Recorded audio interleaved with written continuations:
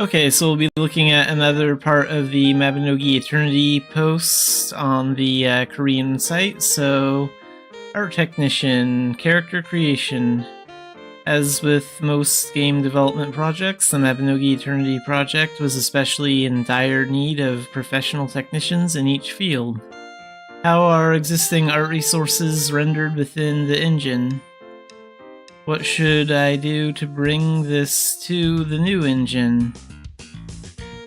There are always many different types of costumes and hair in Mabinogi.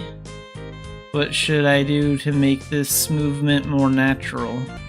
I really wanted to do it when I went to the new engine, but is it possible to express all the things that could not be expressed due to the wall of an old engine? Because we needed people to give us answers to all of this, generally the problem is solved through collaboration between artists and programmers. In order to develop more quickly and reliably, we had to reduce the depth of communication. So we quickly began recruiting experts, art technicians with technical knowledge and experience, and artists in various fields such as character and background models, animation effects, and UI. We hired a technical artist to handle graphics within the new engine, such as shader development and optimization. When it comes to shader porting, shouldn't we just look at the code and import it? It is certainly true that you can look at the code, understand its structure, and import it in a form suitable for Unreal Engine, but the problem was that the code was very fragmented. Of course, just looking at the resource structure and final rendering result, I could see how the shader was built. But what was important to us was not analogy, but accurate calculation. Even if the calculation is slightly wrong, a completely different result will be output. I recreated the art resource production process and began to analyze the database and rendering related codes one by one. I was able to piece together all the meaningful information one by one. As a result, and we have this video here, so this is the result.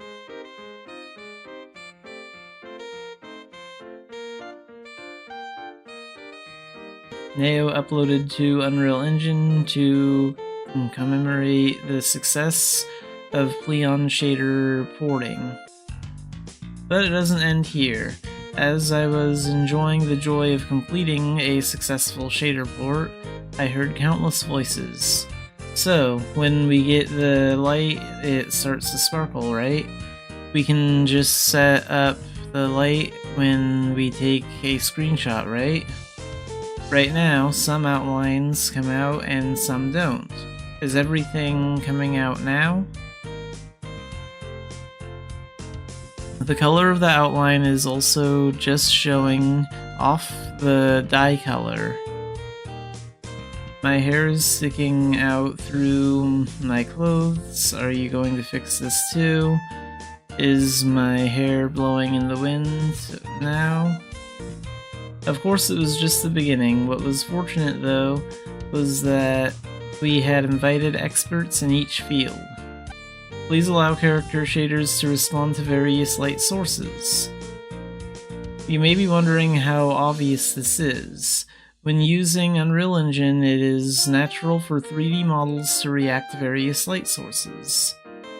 The Eternity project inherits the flat yet unique colors of the current Mabinogi, while at the same time, the goal is to be able to interact with the variety of light sources.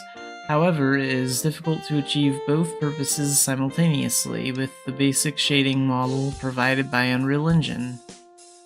We created a custom shading model by modifying the engine code.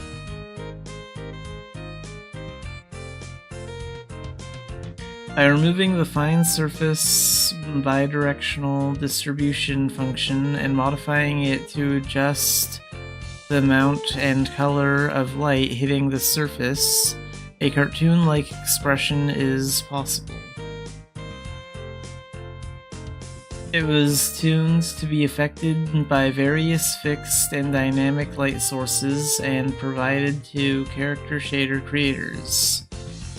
Simply put, if you only use the basic shading model provided by Unreal, you can lose Mabinogi's unique style with truly realistic light expressions. Unable to react to different light sources or only see the results of one or the other.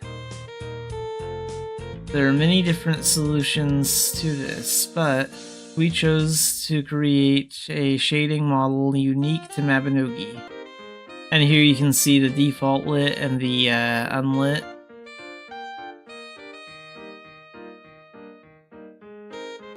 Good, now draw the outline too. Because the outline can give a completely different impression depending on its presence or absence, it is an element that can visually separate the background and the character. This is an element that would be disappointing if it were left out in a cartoon-style shader. As such, research is being conducted in a variety of ways. In the case of Mabinogi, a very thin outline is used. Due to engine limitations, it may be missing in areas where application is difficult due to translucent objects or some compatibility issues. There are many side effects, so all of these had to be resolved in the new engine. There are several ways to handle outlines. We tried many different things to find a method that suited Mabinogi's needs. In order to create a sensuous outline in a Mabinogi style while reducing man-hours costs, we chose the scene depth processing method, rather than simply transplanting the existing feeling, so that the color of the clothes shines through, so that the lines remain constant even when the distance increases, so that the lines disappear as the distance increases. To draw or not draw certain parts, to draw lines in translucent materials, etc., we encountered and dealt with a variety of issues. I was proud of the process of mixing and applying non-open technologies and working with character artists. As an 8-year Militian who is still working hard at Mabinogi, I was really happy to hear the news about the engine replacement. So what about the dislocated shoulder? Are all the clothes and hair moving now? In fact, after the decision to replace Unreal Engine, shoulder dislocation was one of the most heard stories. I too was eagerly hoping for this as a Militian before becoming a developer. The programmers and animation technicians put a lot of effort into this part. In the existing Mabinogi, there were insufficient examples such as shoulder dislocation.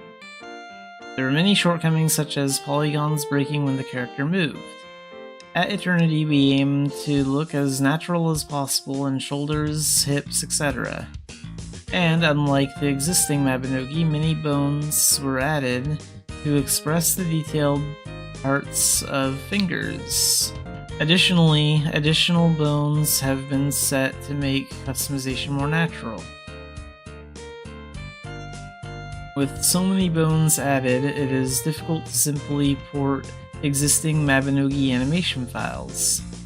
Based on the existing Mabinogi animation, additional parts such as the fingers are being worked on step by step, and the costumes are also very diverse. In a typical MMORPG projector, the bones are often set and the costume design is designed to match the position of the bones. Since Mabinogi's costumes were already available in various designs, it was necessary to match the costume to patterns.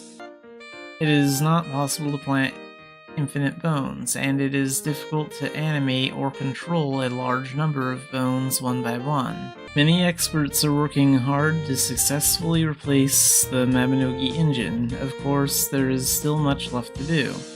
A core part of the technical art issue has been dealt with, but in addition, there are countless elements that enrich Mabinogi, such as expressions of materials. We will do our best until the Mabinogi engine replacement is successful, and of course, we will continue to do so thereafter.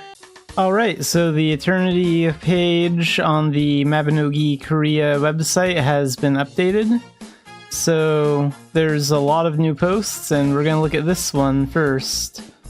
So, Aaron long-term repair plan. So today I would like to explain the various processes for importing Mabinogi's 3D resources into Unreal Engine. In general, commercial engines, resources created with 3D tools are imported through a format called FBX. The Pleon engine uses its own extension called PMG. Therefore, in order to import already created 3D resources into Unreal Engine, a tool to convert the extension was needed. Thanks to quick development of the tools, porting each region went very smoothly. So it looks like they've already ported like all these regions into the game, but they still have to go over them, edit them, and make them look good. Like add all the movement permissions and stuff. So we were able to quickly port all areas in Erin to Unreal Engine. Of course, it would be nice if it ended here, but it would be difficult to say that the porting was complete simply by importing it. So yeah, they have to like add all the movement permissions and stuff. And here you can see them importing like resources from the logging camp in this picture. This is like the Gold Isle.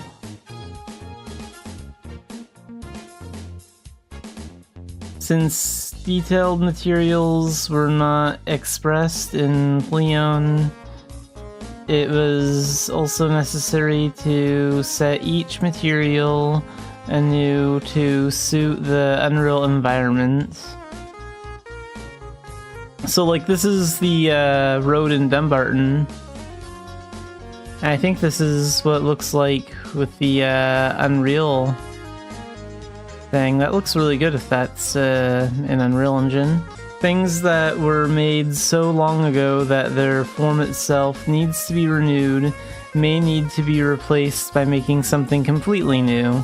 I imagine they'll have to do a lot of that for like the insides of buildings and stuff, especially since like the insides of a lot of buildings are like 2D and look really crappy when you actually move the camera angle around in there. But here we can actually finally get like a good view of Dumbarton. So you can see how they changed like the entrance to Dumbarton here, and this looks really good. And also you can see like this board here, but it doesn't have like, it doesn't have anything on it where there'd usually be images. So it mostly looks like they're done with Dumbarton, but only after going through this process can you complete the background resources that fit the engine environment. Fortunately, all regions were quickly imported using the porting tool. It was pointless to transplant the costumes and hair in their basic form. The framework and wires themselves are lacking to provide natural movement. This is because the skin of the hands and feet also had to be replaced. Because there were many parts that were difficult to meet Eternity's standards, it was in a state where it could only be brought in after some processing had been completed from the beginning. First, rather than taking the basic form as is, we proceed with modeling work to process it to meet Eternity's standards.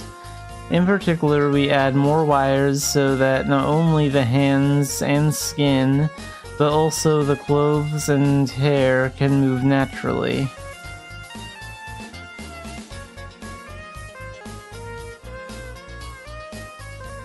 Once the modeling is completed, a framework for natural movement is planted.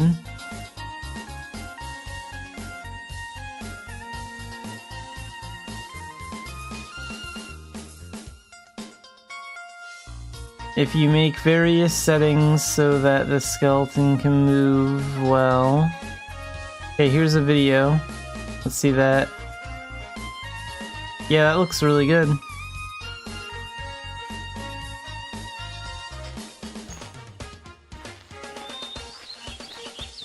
Of course, things with simple porting processes can be ported efficiently using automation tools. So here's like some weapons.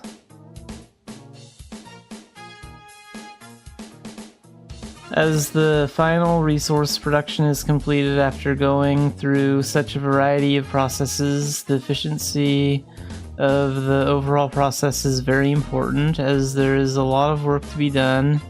We are building a solid foundation so that we can build on it without collapsing. So we saw this in the Korean fantasy party.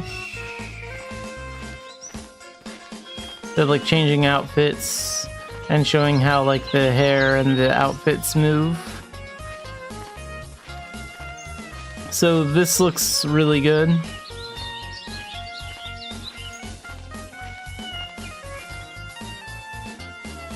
I like the way this turned out, and it kind of shows us that...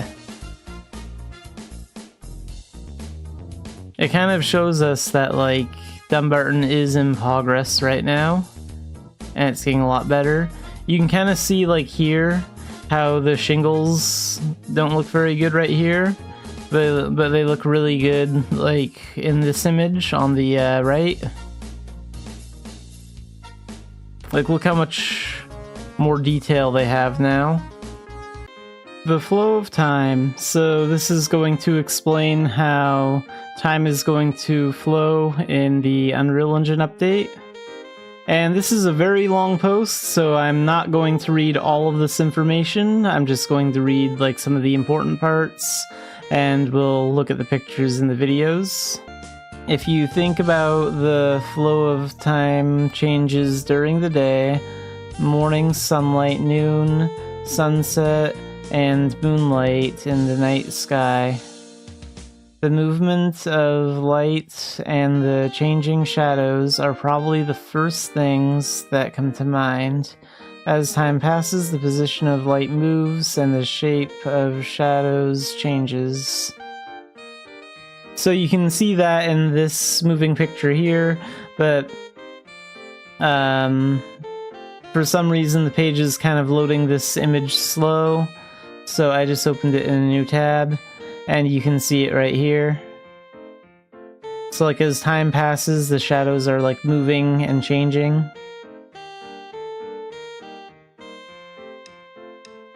So light movement and shadow movement changes.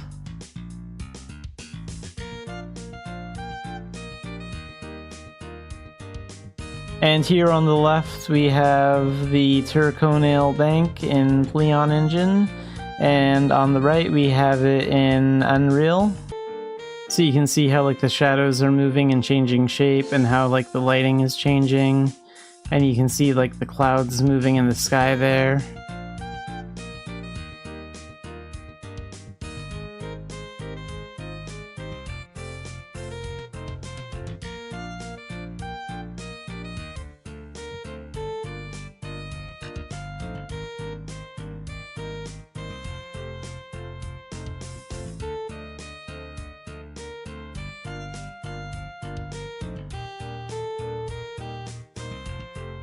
Yeah, these videos don't want to load on this page for some reason.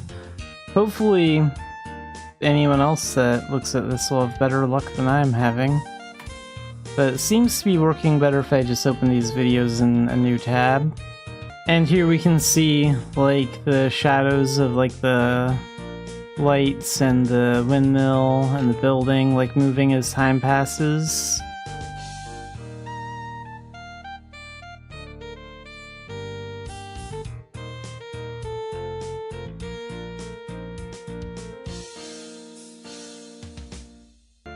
And here you can see how, like, the sky is changing over the windmill. So this is, like, the day going by.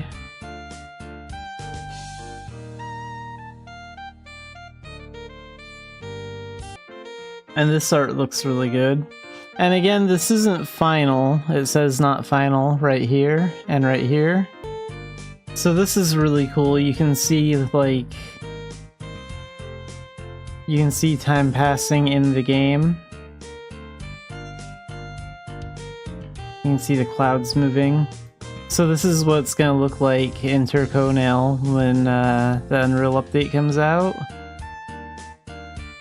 And that looks really amazing.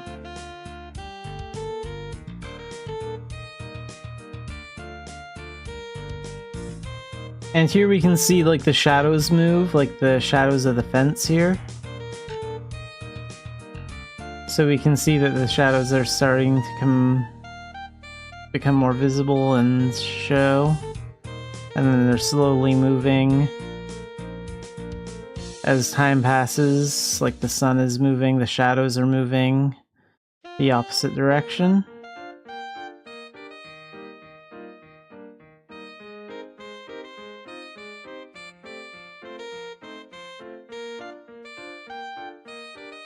And then this will show us rain. So they also showed this during the fantasy party in Korea.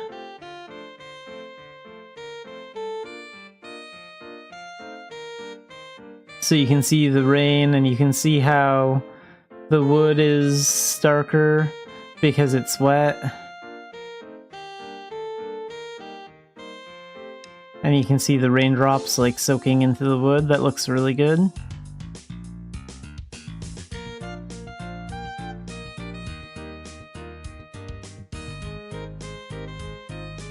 And you can see, like, how the roof looks a little bit darker, like here.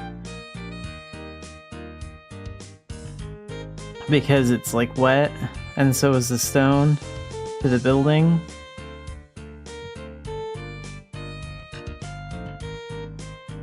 So the rain effect looks really cool too. So yeah, this is gonna be how, like, time will pass differently. This is all about, like, how time will pass differently in Unreal 5, and how, like, weather effects, like rain, will look. So this is a pretty long post, and maybe that's why some of these things are having some trouble loading. But I would recommend taking a look at it. So this video recently came out in Korea about 18 hours ago, 18 or 19 hours ago, almost a day. And this is called Mabinogi Eternity Battle Testing and Development Status. So let's take a look at this. And we have English closed captioning for this.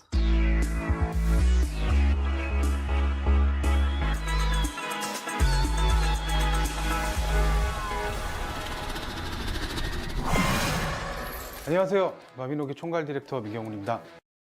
This is Min Kyung-eun, the general director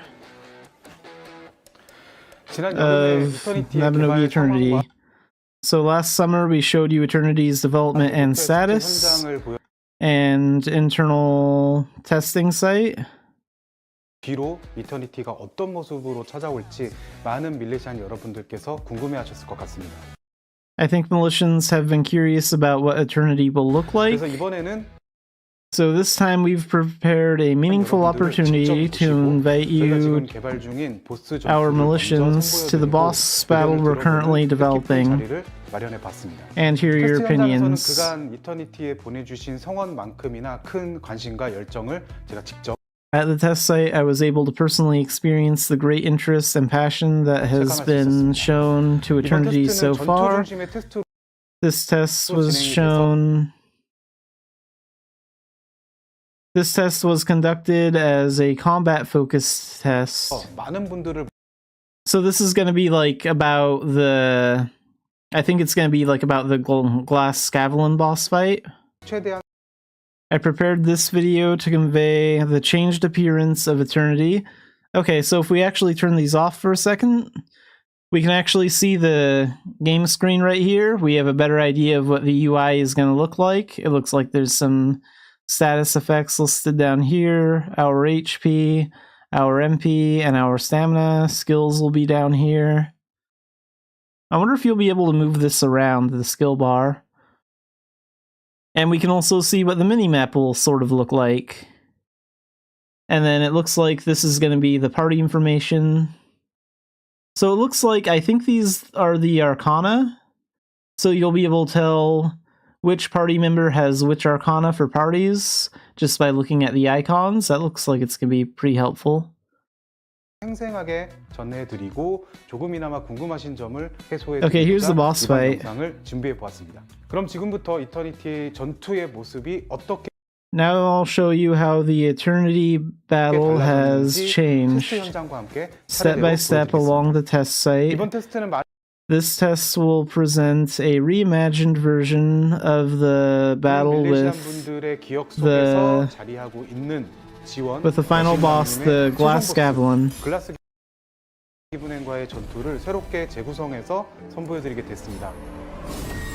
Yeah, so we've seen some new Eternity posts about this guy, but now we can actually see like some of the boss fight in action. So this looks pretty good. We can see the full, what the interface will look like. So here's our skills. There's the boss's HP, and you can see all your party members, what Arcana they're in, who's the leader. The mini-map is over there. It's being blocked by the Mabinogi logo, but the mini-map is there. And this is the new boss room. They talked about this in one of their posts. The boss room is going to change. The gargoyle statues are going to do more. You're going to have to like do something with those gems, those purple gems over there. 구현하려고 노력을 했고 이러한 디테일과 발전된 표현을 통해서 보스전 yeah, they tried to add like more movements and mechanics. So here you can see the way that it currently is, and here you can see like the new changes that they're making to it. 패턴이 완전히 다르지는 않습니다. The strategy pattern is not completely different from the existing boss battles. However, we added new gimmicks to provide a variety of changes within the familiarity so that you can fully enjoy the fun through cooperation with party members. And we put a lot of effort into making the game more enjoyable through enhanced visibility and splendid production.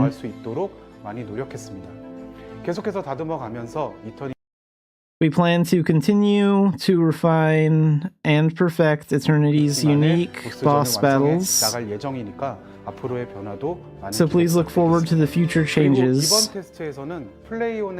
And in this test, we increased the expressiveness of skill effects, along with new productions that were difficult to implement in Pleon. As you break through the Glass Scavellon's mood patterns and gimmicks, and reach a certain point, a cutscene-like transition scene will appear. Even during this moment, the battle continues, so you feel the tension without letting go, and feel the feeling that a new page is beginning more clearly. Yeah, that's pretty cool. After the transition is finished, it will fold to page 2. The background changes to a more tense one, and a more 슈퍼 깨진 violent 글라스 glass 기능이 Scavlon. 나타나게 됩니다. 페이지 전환과 함께 패턴뿐만 아니라 공간의 분위기도 변경하면서 We intended to create more fast-paced and tense battle experience by changing not only the pattern but also the atmosphere of the space along with the page transition.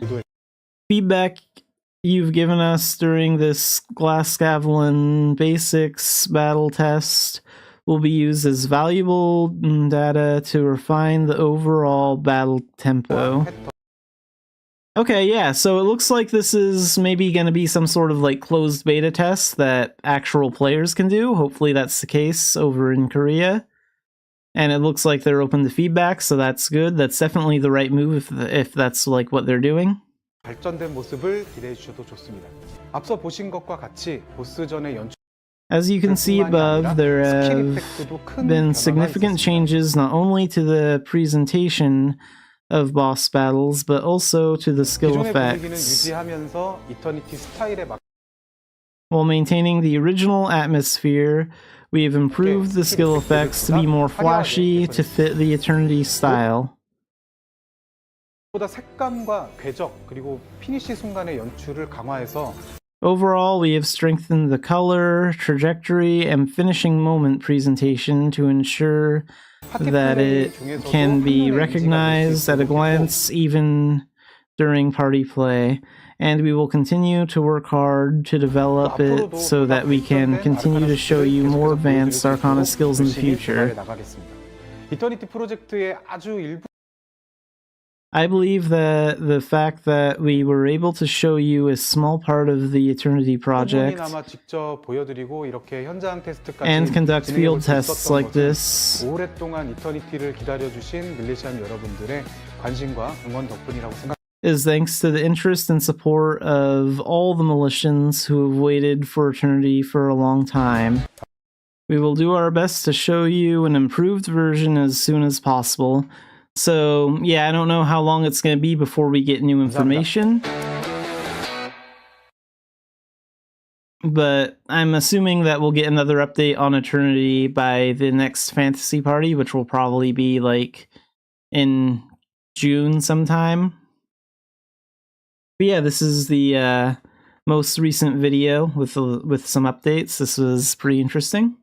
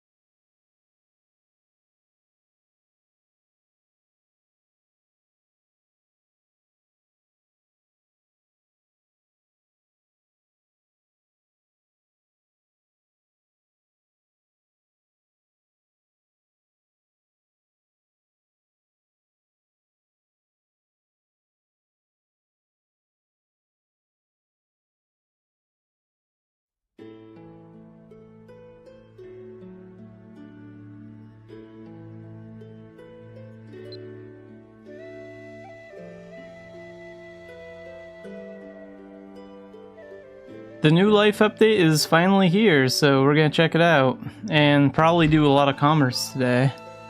So there's some sort of compensation box.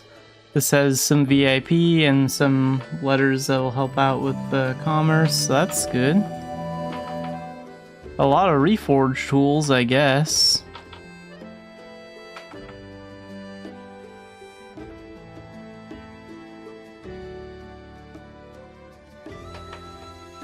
Where'd that commerce stuff go that it said it had? 20 of these? Nice. That'll help get us off to a good start. I also have those Idrisan ones. How long before these expire? Oh wow, 90 days, so that's a long time.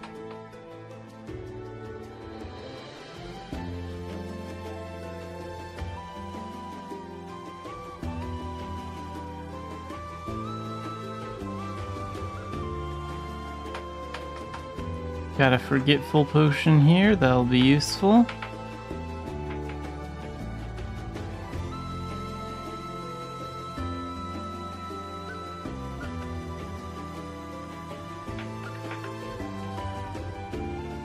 I'm trying to see if that's everything. Let's see here. Oh yeah, and VIP. 30 days worth. How much do I even have anymore? 472 days? Is that... Yeah, it's over a year. Maybe I won't even have to renew my VIP this year. I usually always buy like a year's worth on the Black Friday sale, but maybe I can skip that this time. That'll be nice. Save a little money.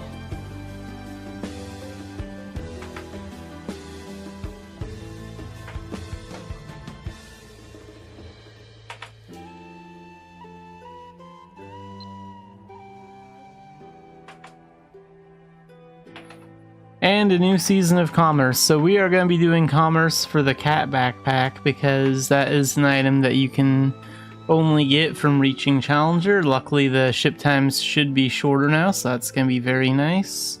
But yeah, we're going to get started on that right away.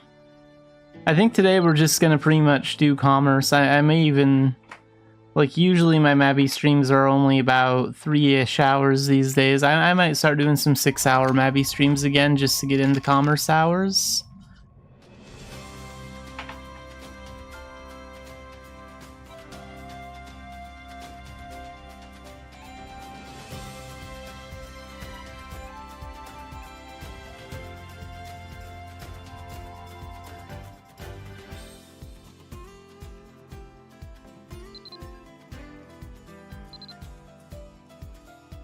Okay, so now this should be opened up.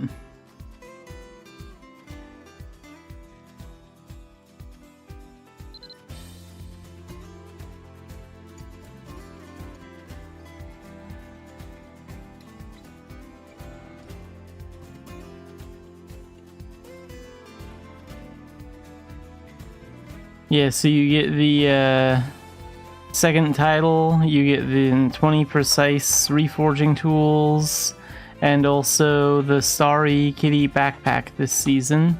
And that's exactly what I want to get, because it's cat themed, and that means we're definitely going to go for it.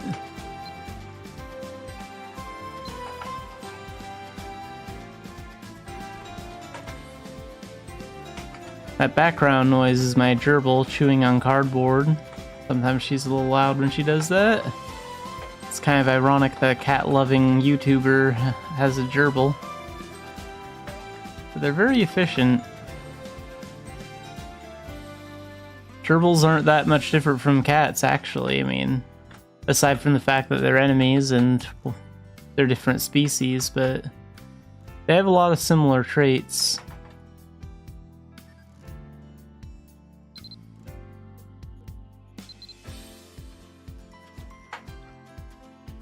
Let's start doing commerce from... Well, wait a minute. How much ducats do I have? I have 10,000 seasonal. We should start into do around here. The first part is just getting started. We gotta build up some money so we can buy more goods.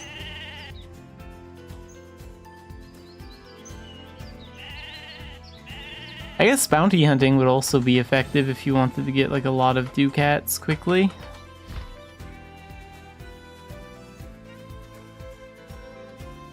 Do I even have bounty hunting passes to do that? I don't even know if I have any left. Might be on a different character.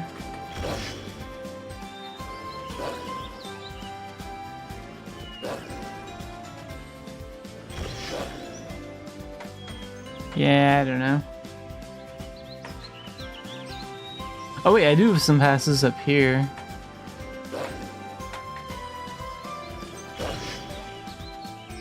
Maybe I should do that. Maybe I should do bounty hunting rounds to find someone. Make a large profit. Let's go with that strategy. Hang on. I'm gonna go to... I hope that wolf doesn't attack me. That'll interfere with my teleport.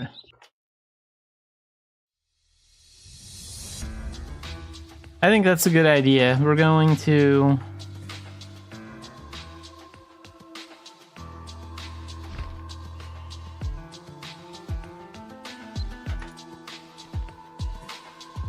We're going to bounty hunt. And I'm going to use one of these gold passes, so that means I'll get like 18,000 seasonal ducats, plus 1,000 for the actual run, so it'll be like 19k. This will be a little bit faster than just moving from place to place, then we can focus on getting our rating up.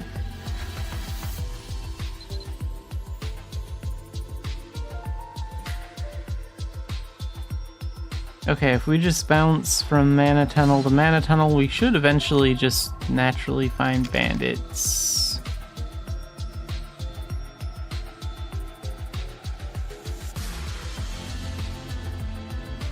Are there any out here?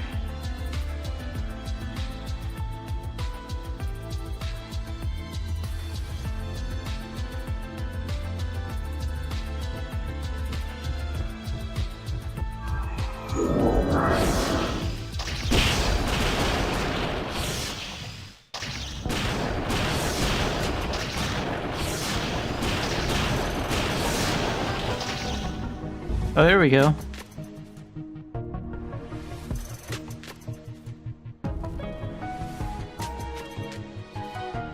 See, if I would have done commerce from like Tur to like Emain or Bangor or something like that, like we'd still be on our way there.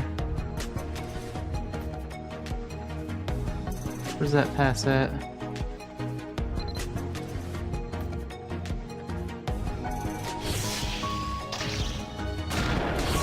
And I probably wouldn't make 18 or 19k off of it. So this is just a little bit faster.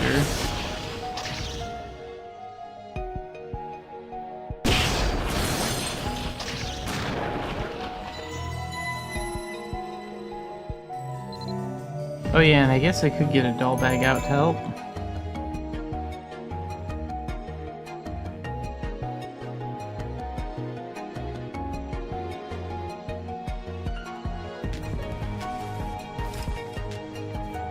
There, now we have 29,000.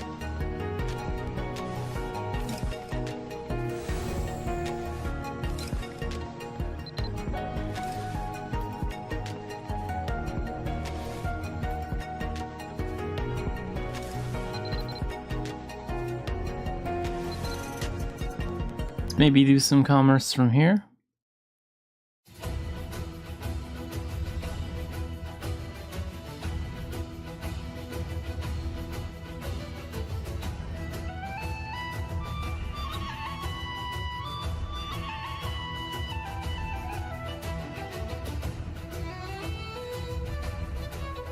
What's in the mail?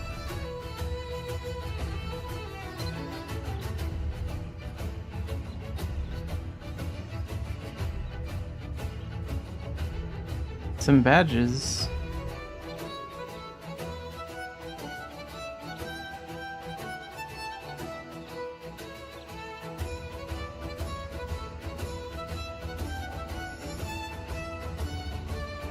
Oh, so badges are worth more now.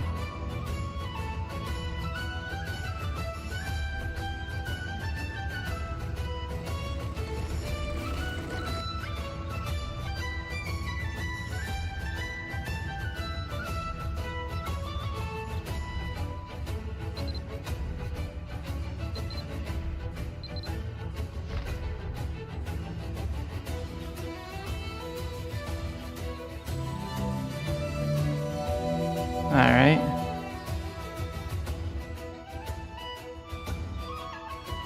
What kind of event stuff do we have going on?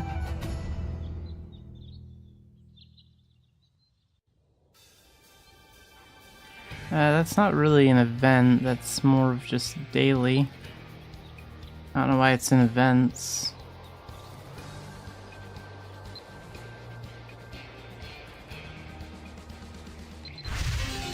I guess it's part of an event. Daily shadow missions, stand advancements. Okay.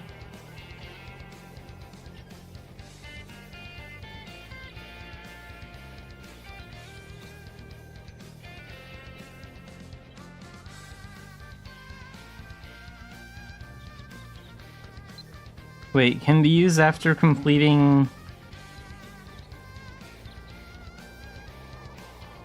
After clearing Planet's Brave Boost Volume 3?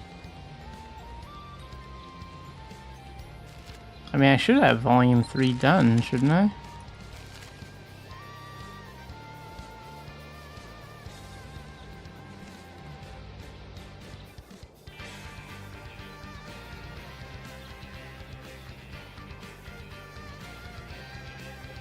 Unless I haven't finished this one?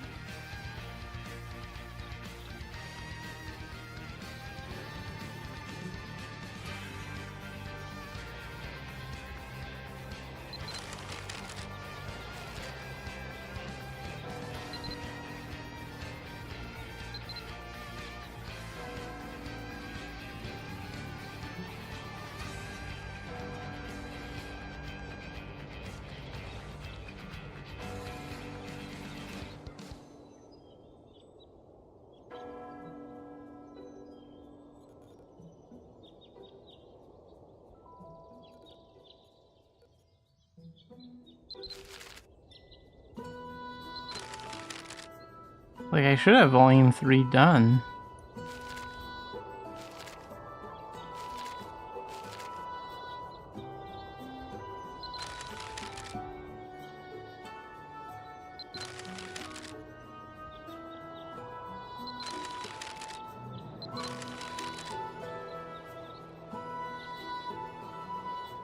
No, even this one's done. So how is Volume 3 not finished?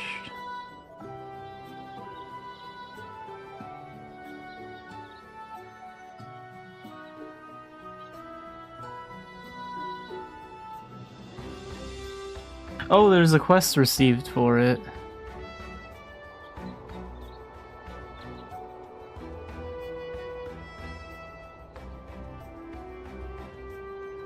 An invitation from the Association of Life, so I should have a quest like that.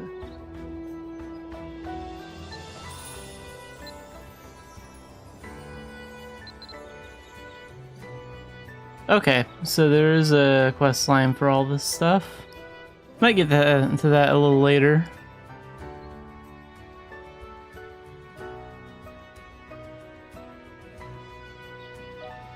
Hey, welcome back, Sinister Games.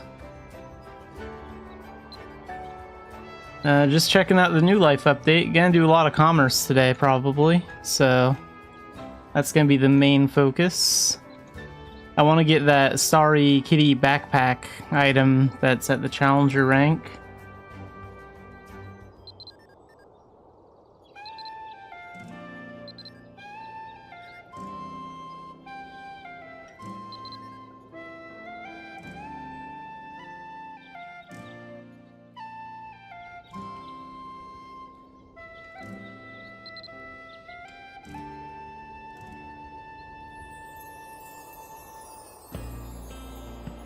Let's check out the new ship times. We'll take these to the core.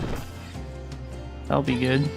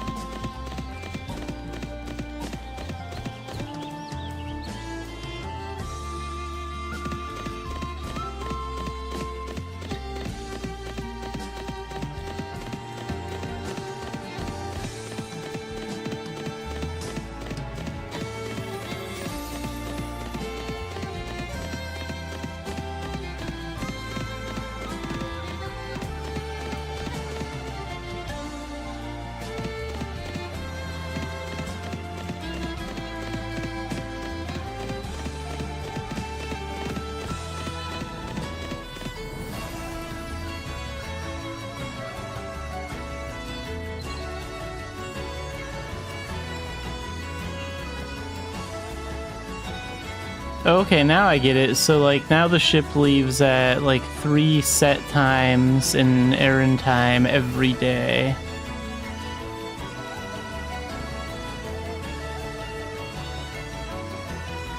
"10 a.m. I think one of the other times was, like, noon or something, and then there was, like, some other time later in the day. I'd have to check the site again.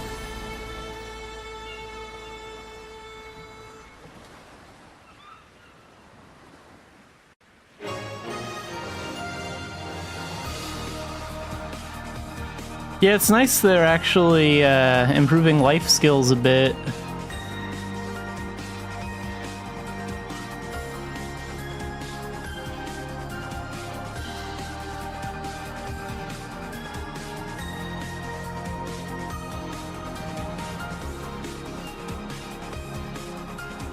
I wonder if the Traveler's Guide has any information on the ship times too. No? Okay. It would be kind of cool if the Traveler's Guide also included a thing that said the ships leave at like this time, and this time. I guess another thing players could do is they could take advantage of the alarm system and set alarms like just a little bit before when the ships take off. I never really used that feature, but I guess that could work.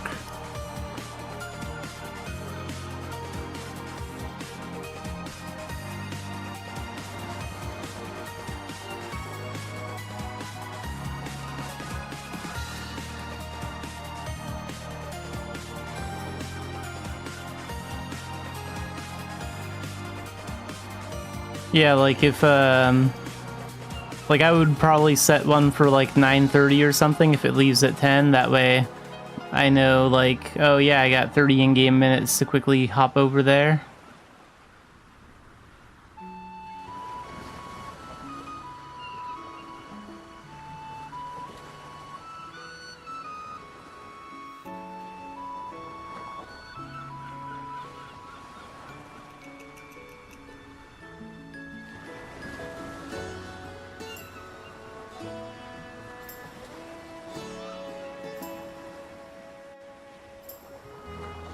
Now the question is if the ship times are like shorter or not. We'll see how long we actually have to wait for it to take off and stuff. And how long the actual travel time is. Be nice if that was shortened a bit too.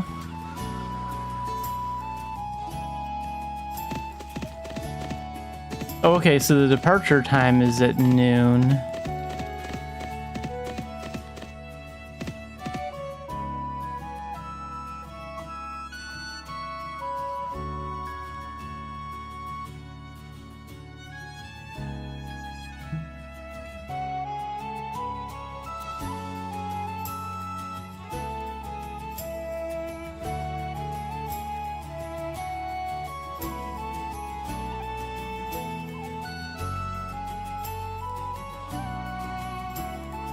I want to take a look at that new life post while I'm waiting for the ship to depart, just so I can get a better understanding of the departure times for the ships.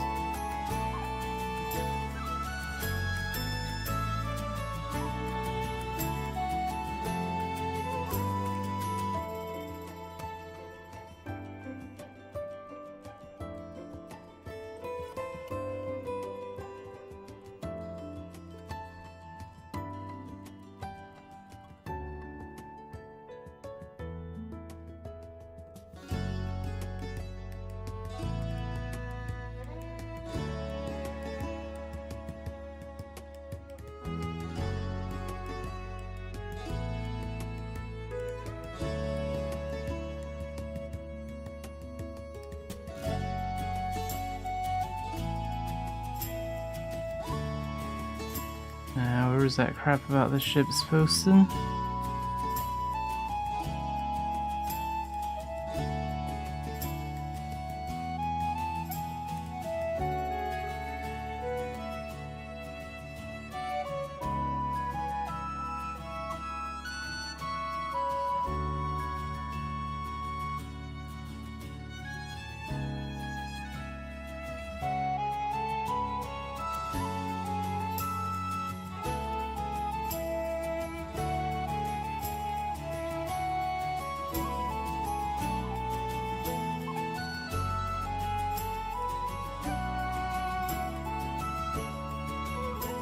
Okay, so badges are just automatically converted into ducats at the end of each season if you haven't converted them already.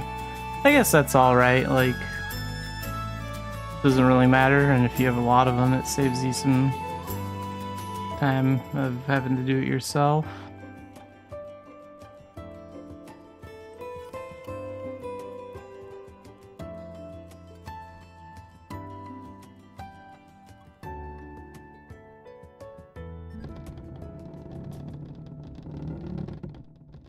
I think the ship just departed. How long is the actual travel time, though? Oh, that is shorter. That's nice. Or, wait a minute, 2:30. I thought that was like 2 minutes and 30 seconds. I don't know if that's shorter or not. Okay, I want to keep looking. I want to find the part about the ship times.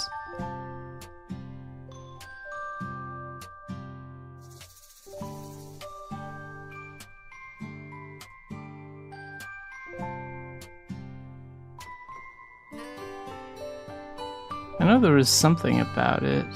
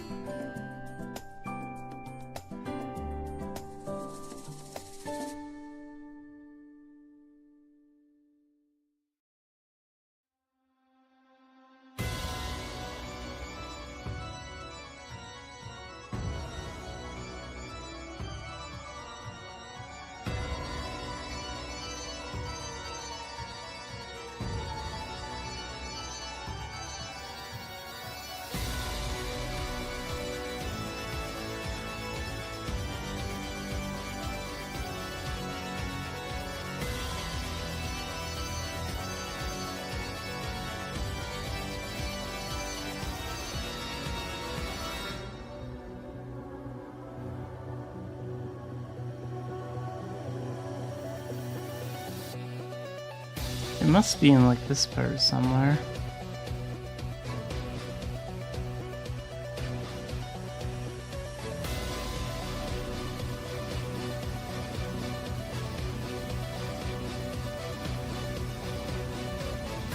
No logout penalty, ducats.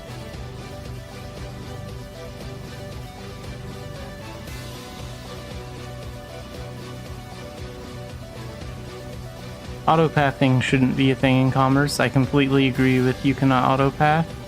Like, I get that for any other kind of content, but the whole point of commerce is travel.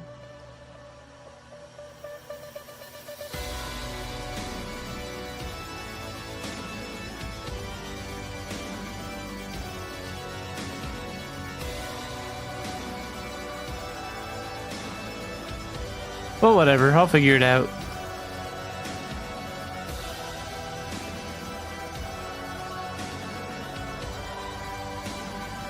Hey Otaku, welcome in.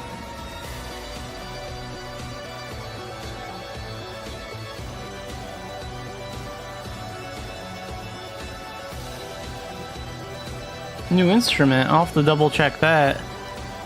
I'm not checking out too many new life features today. I'm mostly getting started on that new trade season.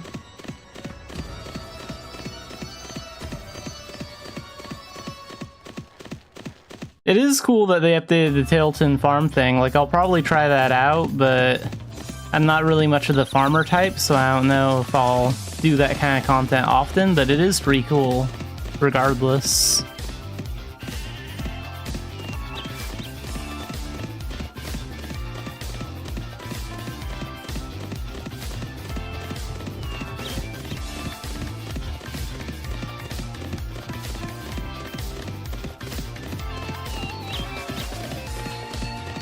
Some type of Indian instrument, that's cool.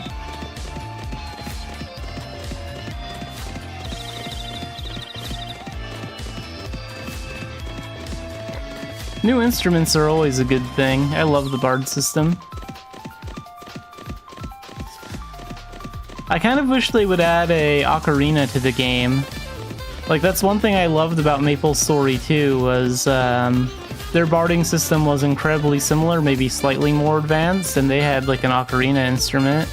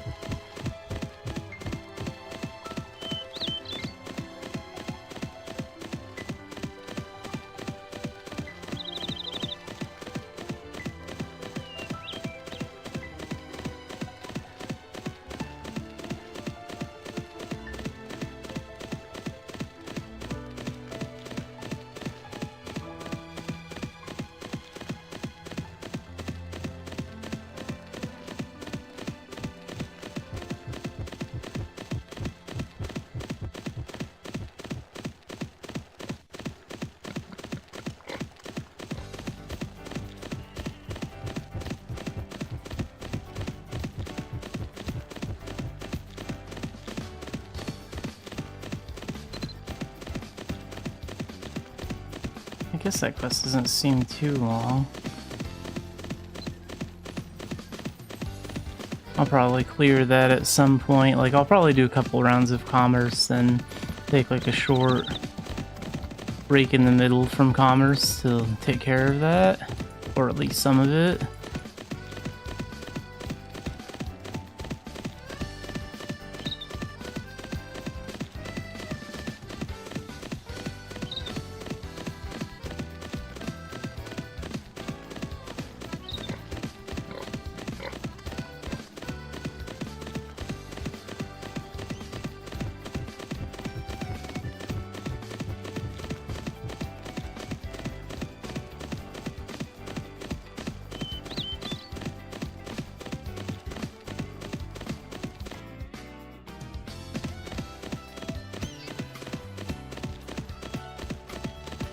Hey, both the bridges are up. That's good.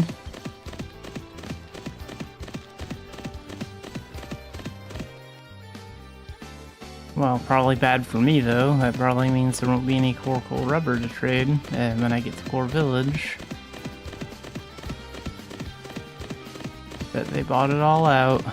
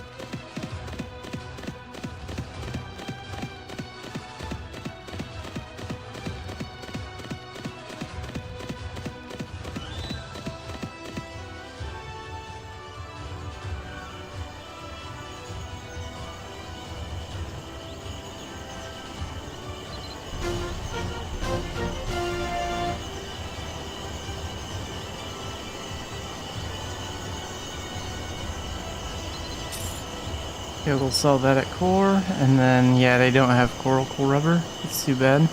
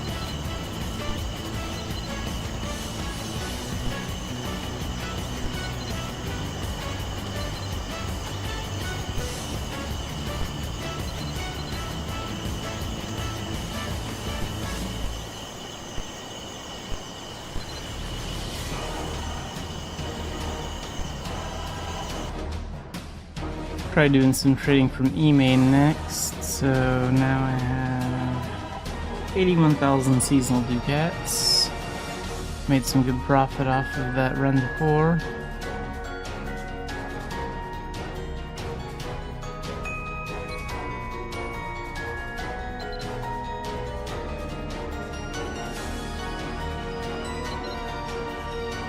And we get some at bronze 4 as well.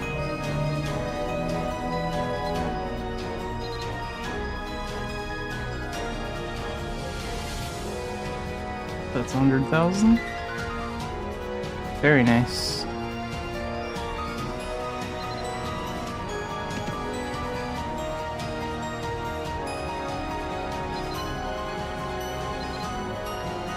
Alright, I have to buy the camel again because that's a rental. I forget how much it is. But that's not really... Well,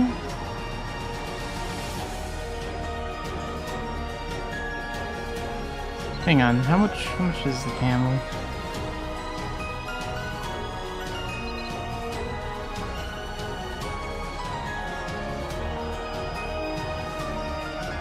Oh, 300,000. Yeah, I don't have that.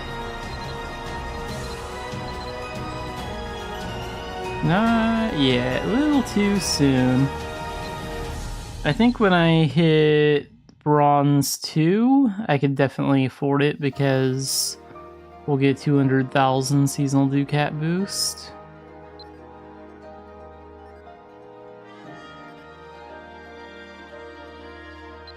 Alright, well for now we'll take butterbeer or triple pasta. Let's see, that goes for 41 in Tailton. What about the triple pasta? 42? Let's take that.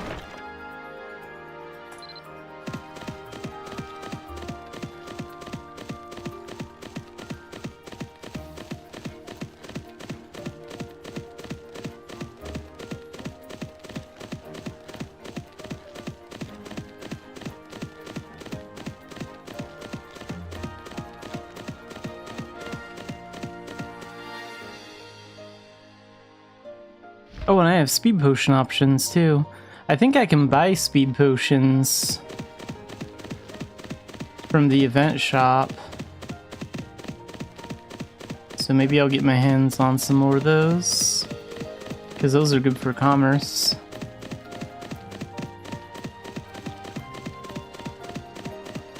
This one lasts 30 minutes, right? Yeah.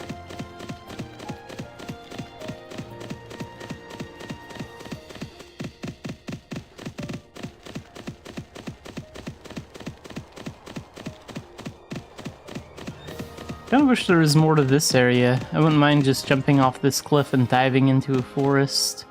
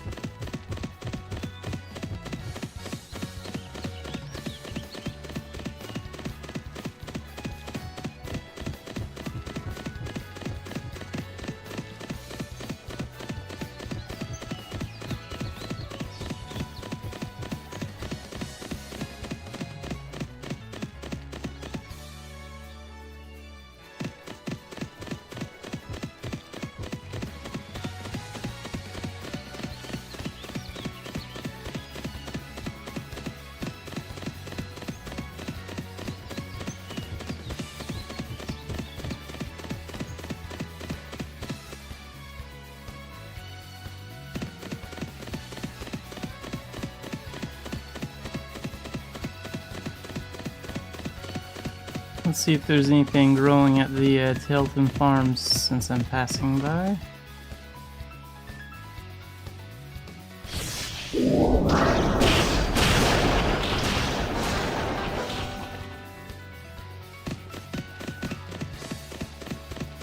Nothing in this field.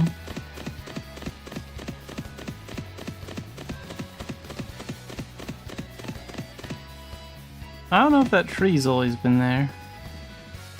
In that one, probably. Looks like it.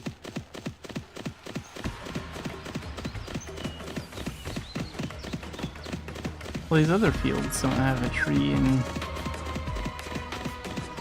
the fenced-in area like that. Strange.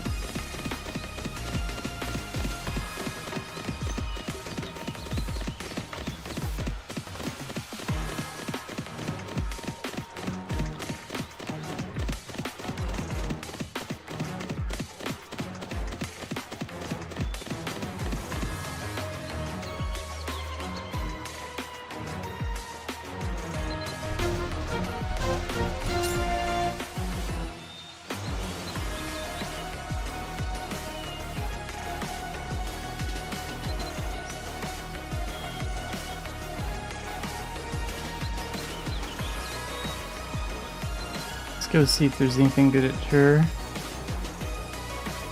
Can't really do any heavy item trades until I get the camel.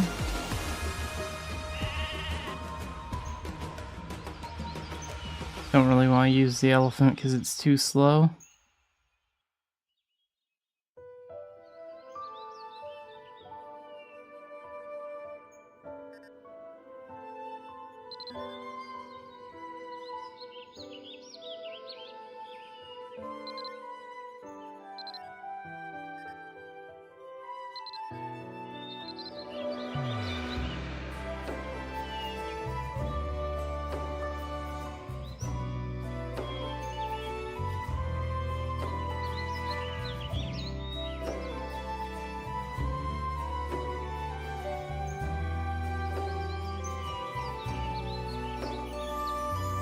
So this is worth the most at Tara, at least the new lad. Okay, we'll take it there.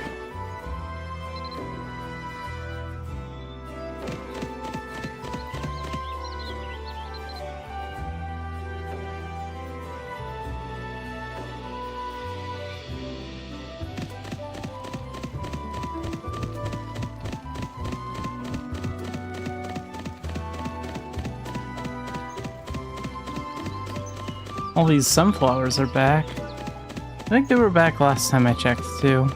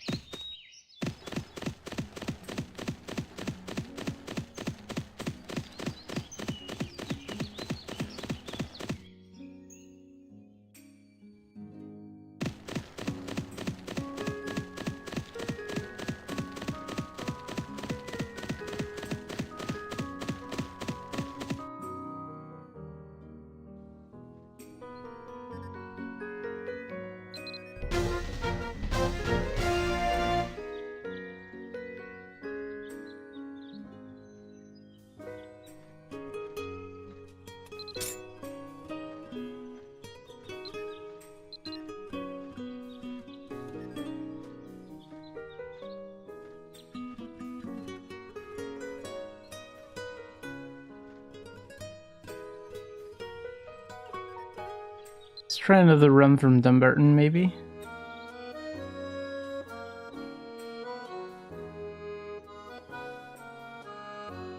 And how long does that speed potion have left? 14 minutes? That's fine.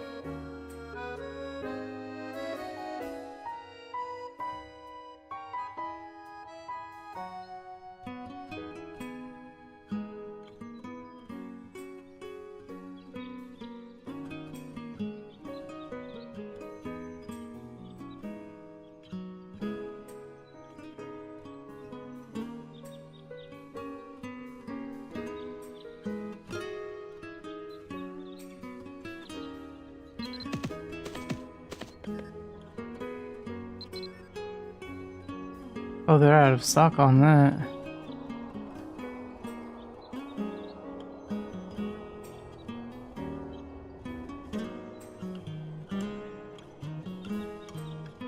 Could take this score. Ship leaves at noon, so I have enough time to make it over there.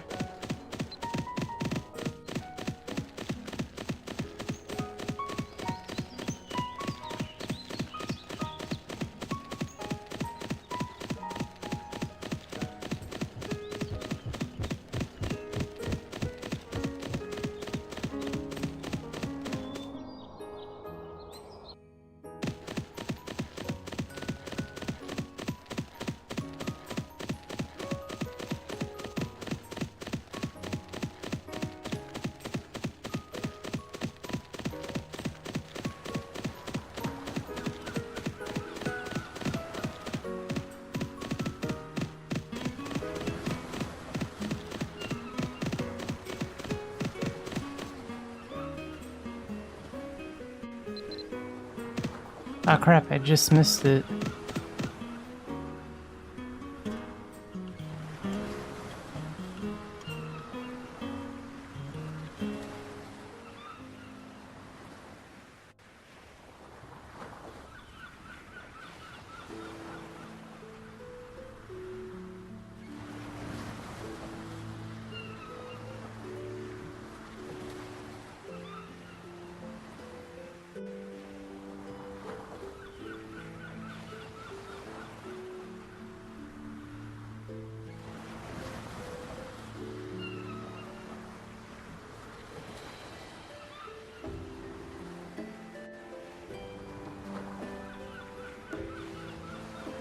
Geez, they added a lot more random items to gather.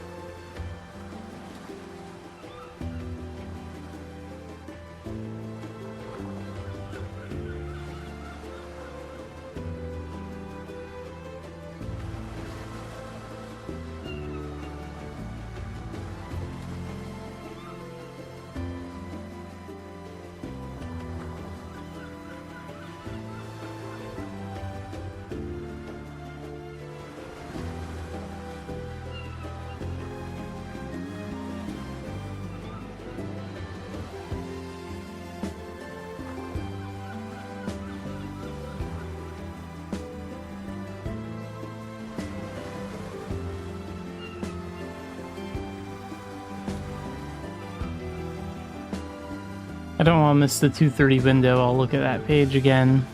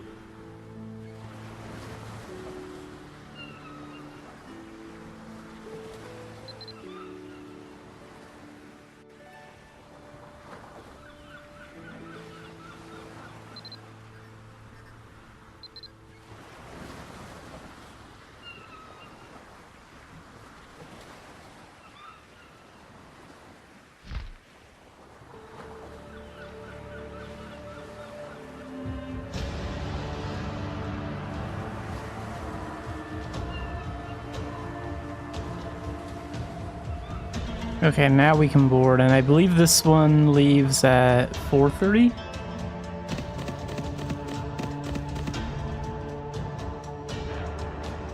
Let's double check. Now we have a lot of time to wait. Yeah, 4:30 p.m. or 16:30.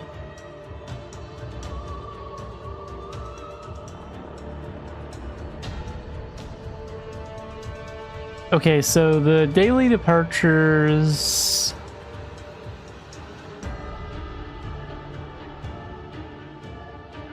Is there like a board that we can check in game that displays this? The sailing schedule?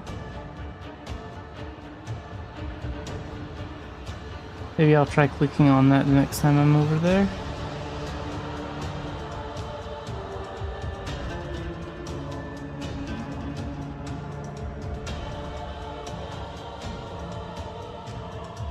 So, commerce by ship can be a lot faster depending on like how well you time it. You just have to memorize the times. So it departs at 3 a.m., 7:30 a.m., 12 p.m., 16:30. That's 4:30, and then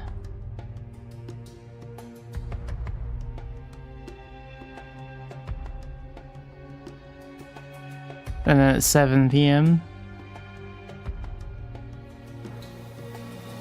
Or wait a minute, hang on. No, that's 9 p.m. Got that mixed up there for a second.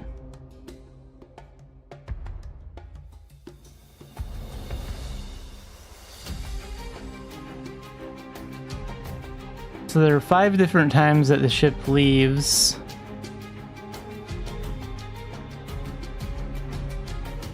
It'd be nice if they had a thing that showed the boarding times when those start as well.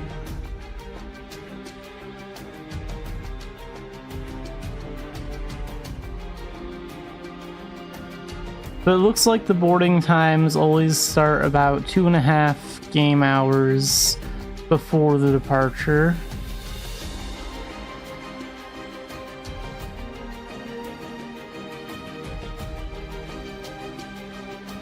But this is the prize. This is what we're working for, the cat backpack. I wonder if it'll be a tradable item, or if it'll be like one of those untradable fashion items.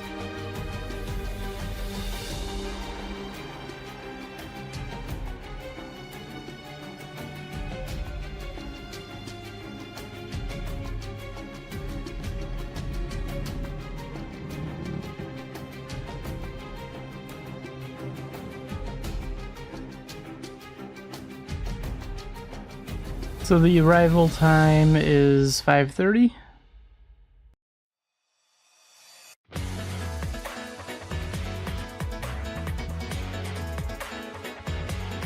Or wait a minute, no, that was the in-game time. The arrival time is 7 p.m.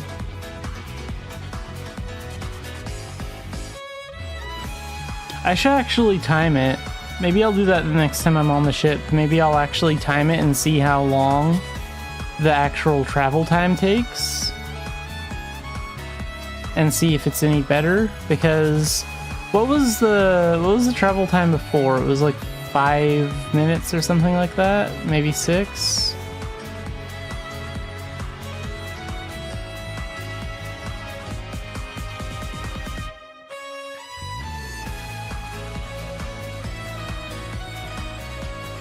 This does make doing commerce a little bit more efficient. Like, you can time things better now, which I definitely like. It's just going to take a while to memorize all those schedules.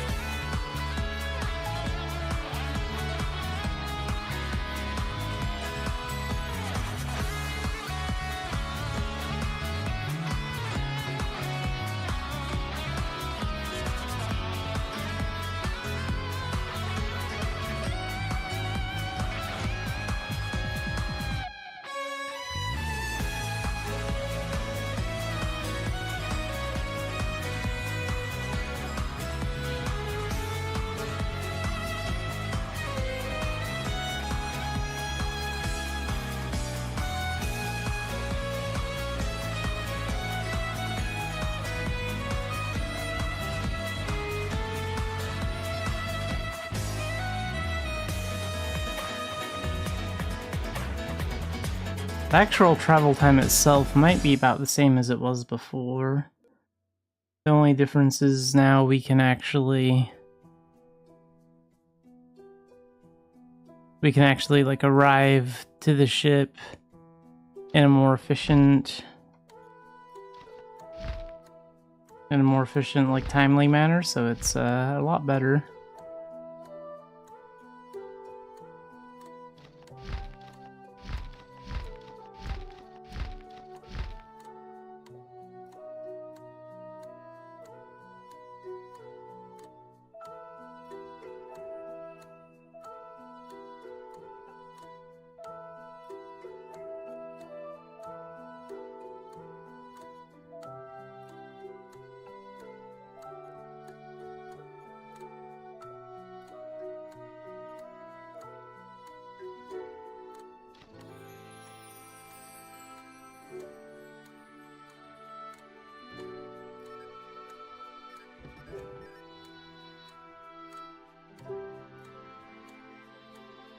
Oh, you can interact with this. Okay, so this...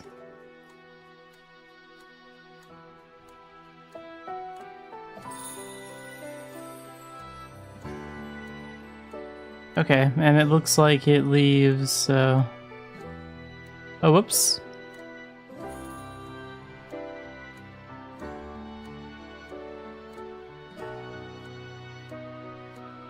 But yeah, that's 2.5 hours. Okay, I get it. So the boarding time is always 2.5 hours before the listed departure time. That's how that works.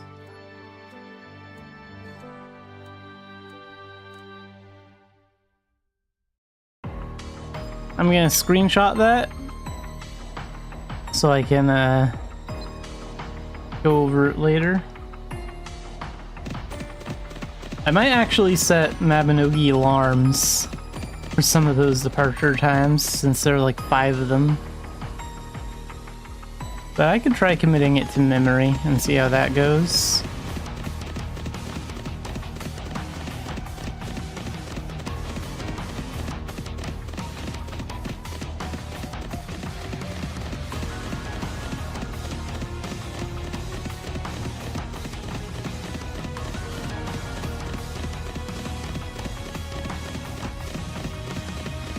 Maybe I'll do a little video on it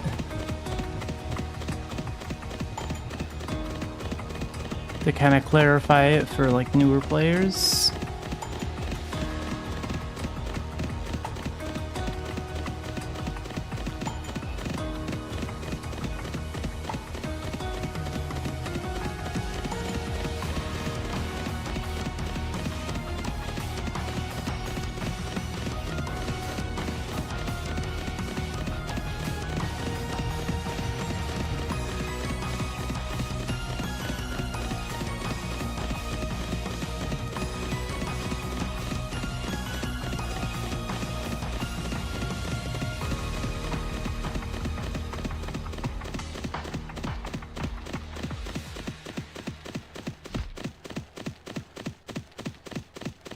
Still going to core.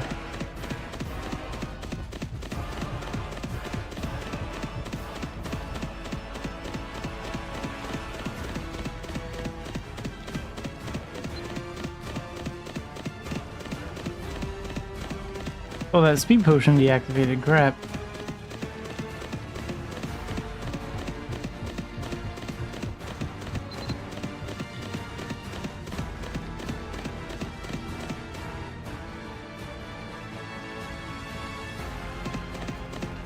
I might push for bronze 2 today.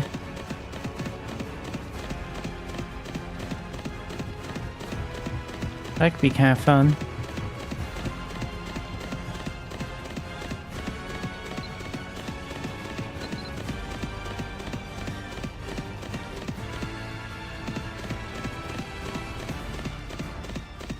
I don't know if I would push for bronze 1 though.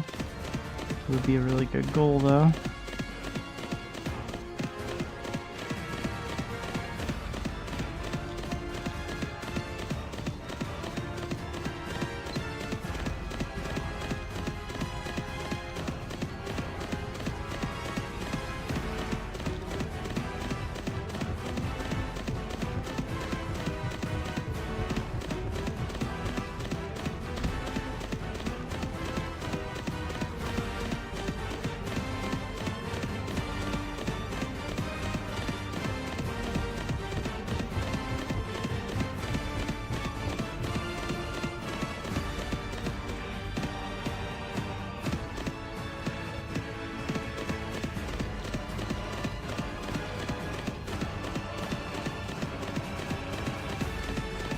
Now I just kind of wish bandits were more of a challenge. Like, bandits have the same problem that older dungeons in the game have, where the monsters are just simply too weak. I'm not even talking about Arcana or anything like that. Like, that's not the problem. Like, I'm not using my Arcana right now. I mean, I have one active, but I'm not using it at all. Like, these are master bandits. This is as strong as they get. And we're just using like one skill, one non-Arcana skill, and they're no challenge at all.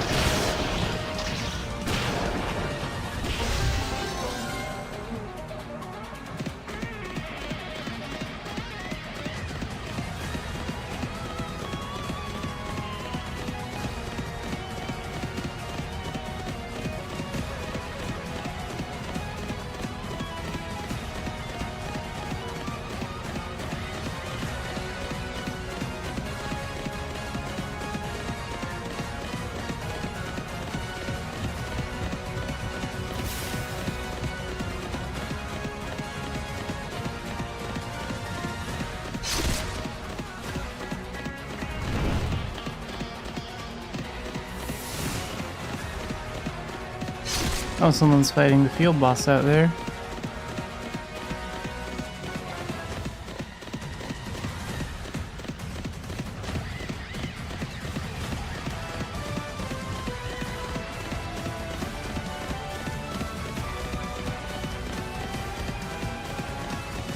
In fact, higher level bandits would be the perfect opportunity to bring back something like the red bandits from the Nako Commerce event. Like, we had that event twice, they had like special red bandits from that. Just take like the red bandits from the event, make them a permanent part of the commerce system, and just make like red bandits, make them as strong as like mobs in endgame dungeons like Phantasm and Crom.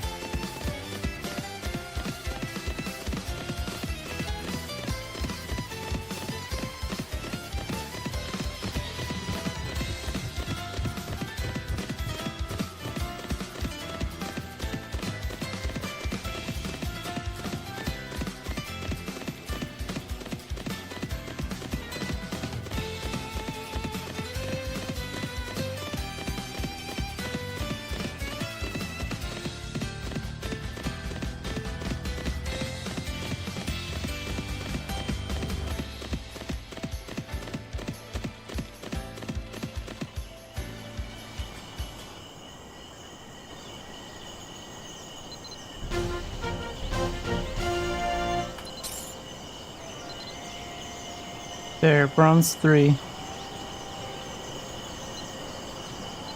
Let's go to the association room real fast, see if I can get some speed potions, because I know that event merchant is there.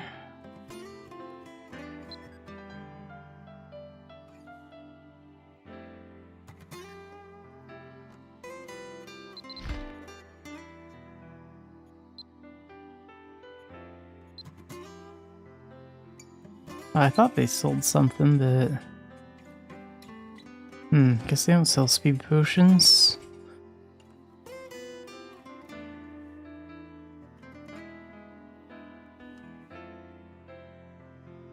Unless they're in one of these packs.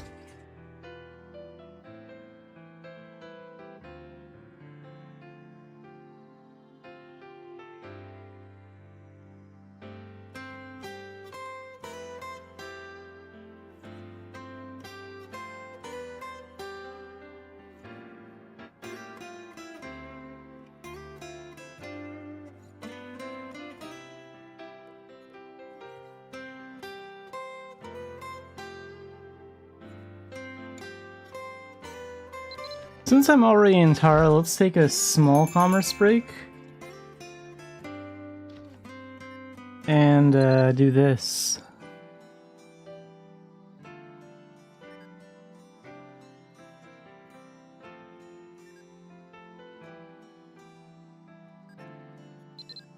Oh, I guess he's near the jousting arena. Unless this quest is for something else. Oh, well, look. I was just kind of making a guess and gonna go here and figure out where to go next.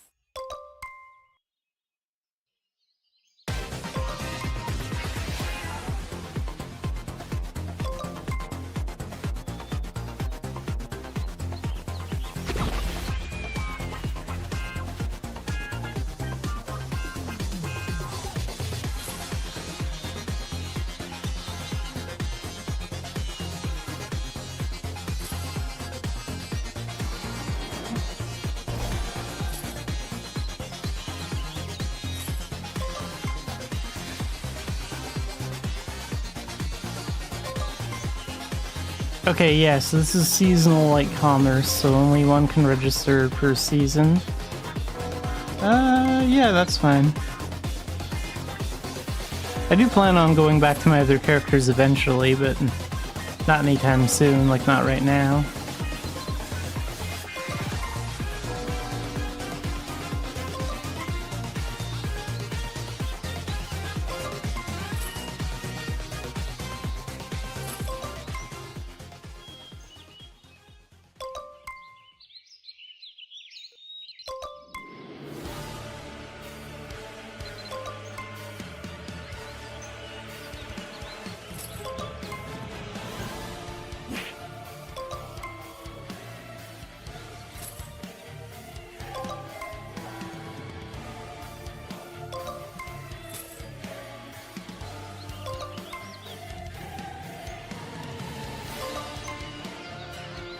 Wait, Pepper's over here. Oh, Follow's over here.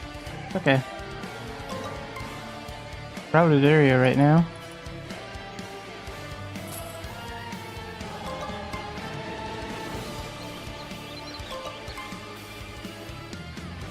Okay, talk to Blatt and Hilton.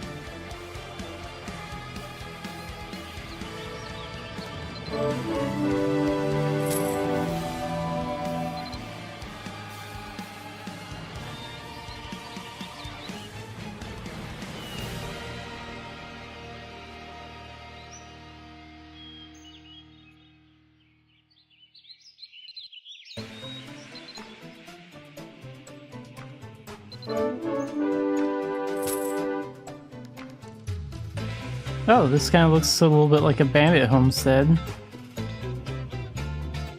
They use some of the... Yeah, this is a bandit's homestead. They've used the same map design.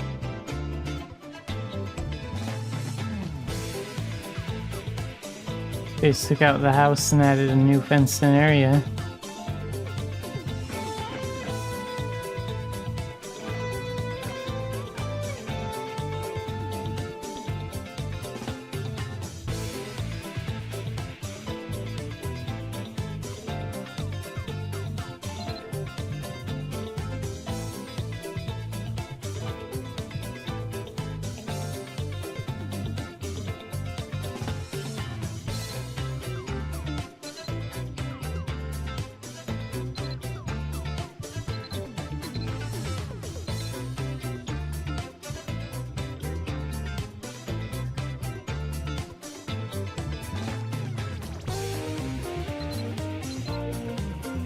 Okay, we have some sort of like energy and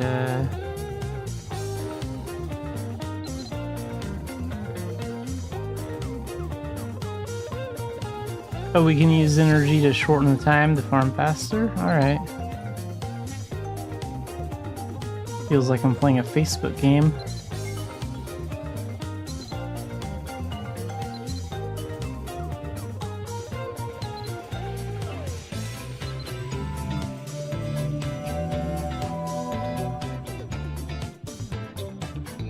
Okay, so click on the field, and we have seeds for blackberries.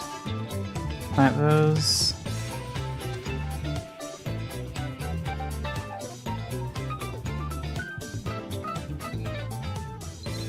And we can shorten that with energy, so let's just do that. I'm in a hurry.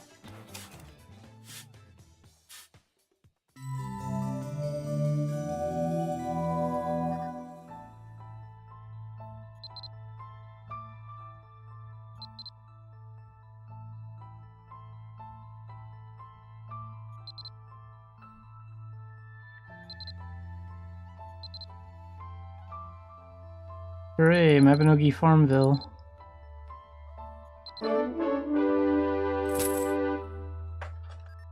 What's next?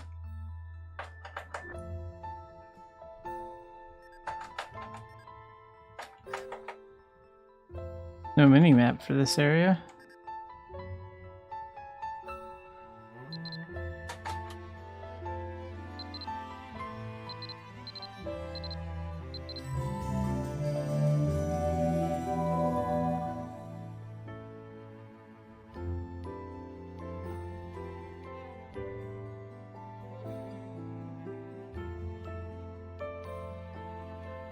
Wait, which one are we supposed to use again? I was not paying attention to that.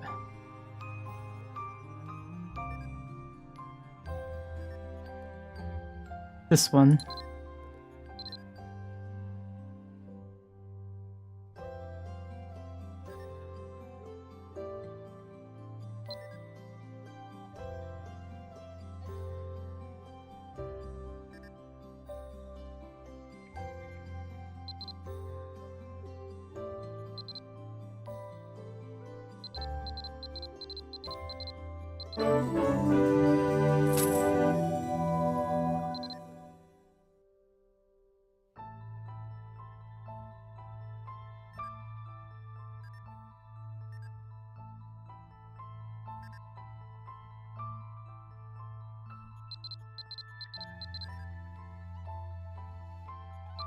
Alright, well now I can open up this window.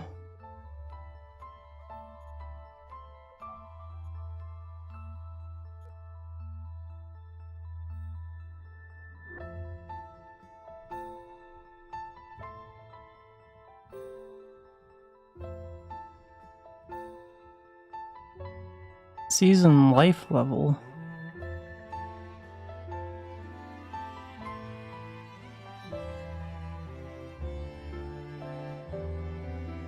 So this season ends in February.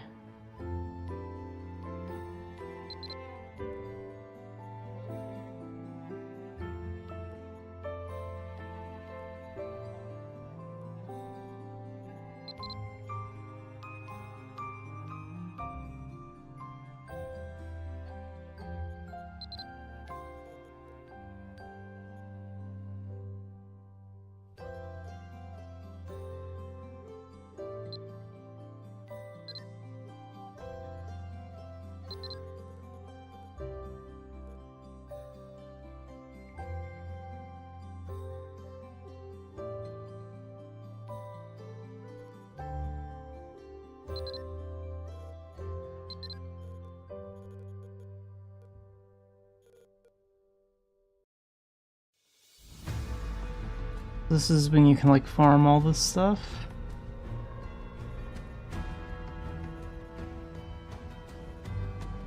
Alright. It's a very big new system for gathering.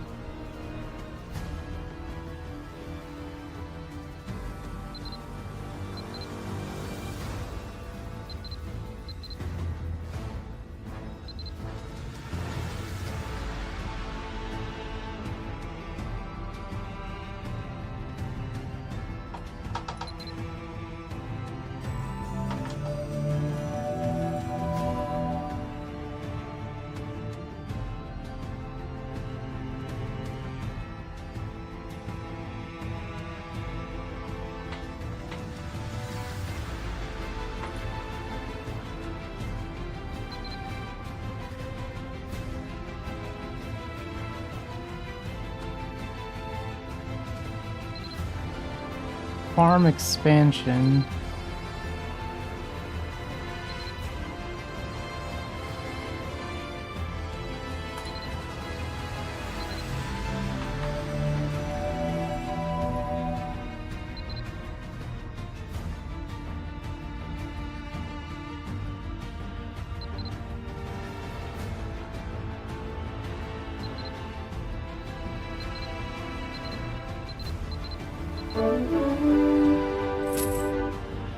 Oh, so because I expanded the farm, now I have 2 places to plant stuff. Alright. I honestly don't know how much I'll get into this part of the system of it. Like, it's cool, I like it. It's just not usually the thing I do in games. But overall, I think it's a good change for Mabinogi. Because there are definitely some players that enjoy systems like this.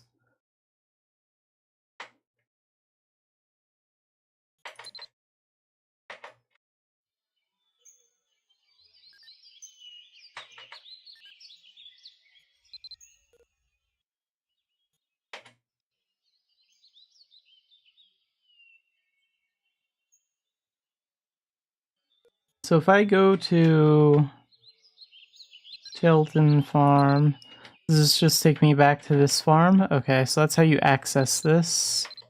You can make that big or small.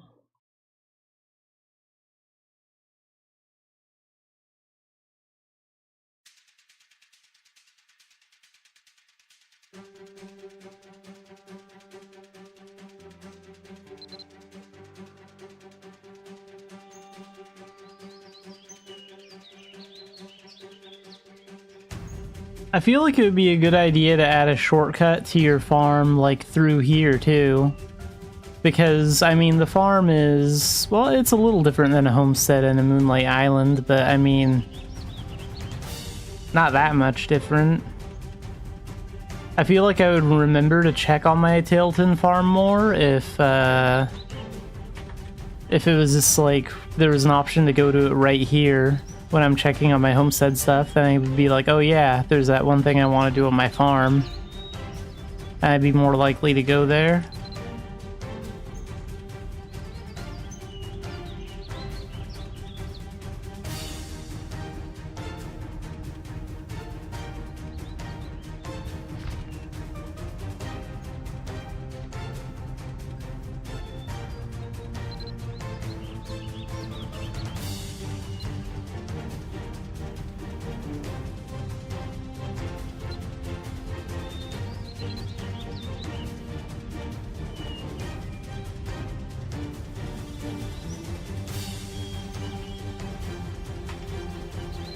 Alright, well let's get back to the commerce stuff, because that's what I want to continue to focus on for this stream.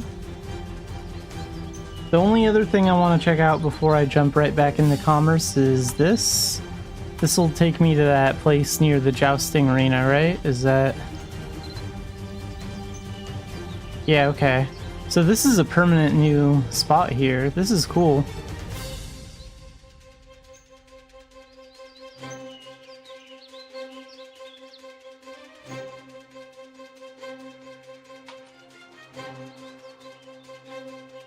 And they have a bunch of different tools here that you can use. Carpentry workbench, engineering rack, everything's all in one spot. I think the only other magic cauldron is in the nature reserves. That's nice having one that's a little bit more accessible.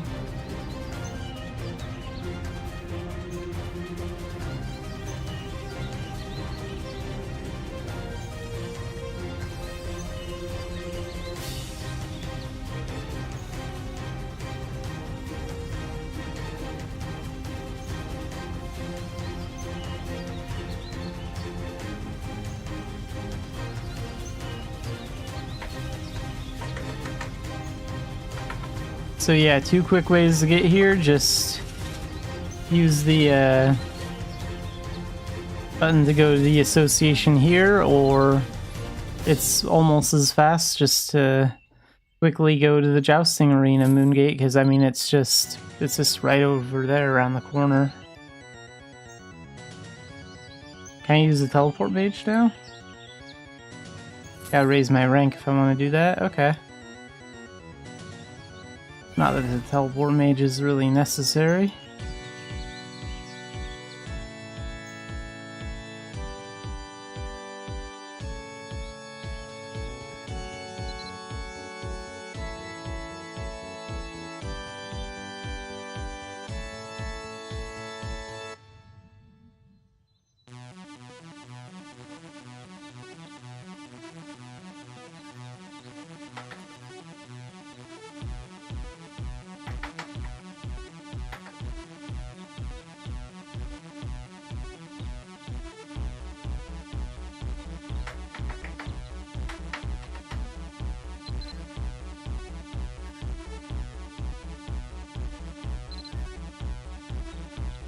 Okay, triple pasta goes for 41 in Tilton, butterbeer 41, doesn't really matter what I take. I'll take butterbeer this time then.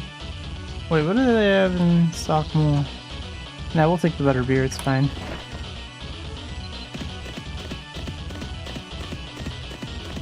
Gotta bring up that commerce rank.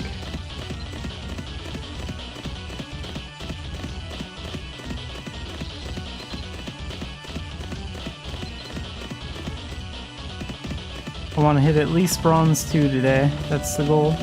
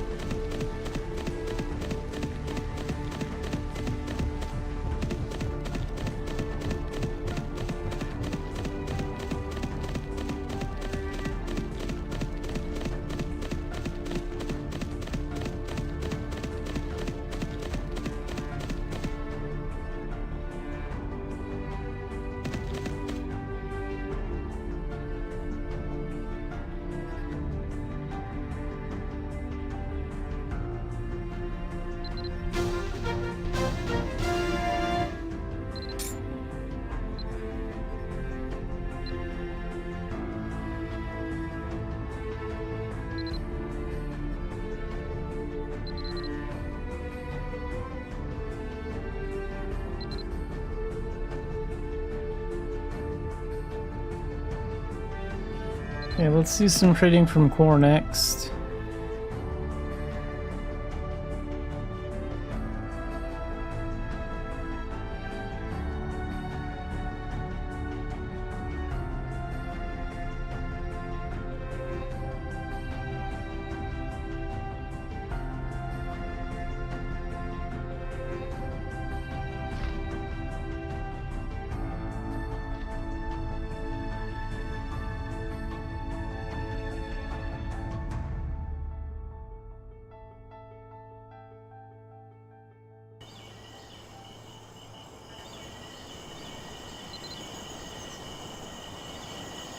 Take some Lotera raspberries to Aquila, I guess, for 44.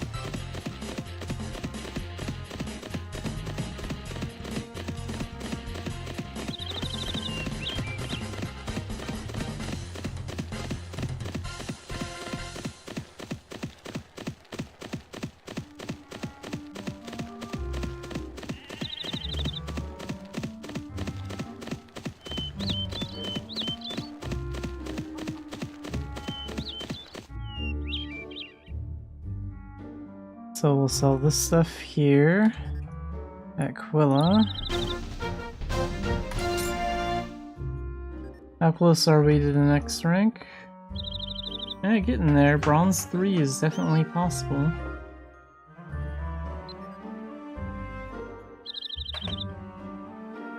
Let's see if there's anything I want to trade from Quilla somewhere. What about these? I could take these to Core for 76. They're worth 110 at Vales. I don't know if I want to take these all the way to Vales, though. That's a long way to go.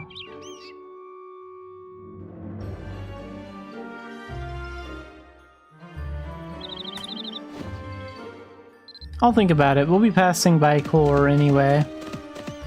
So if I change my mind and want to sell them for a little bit less at Core, I can do that.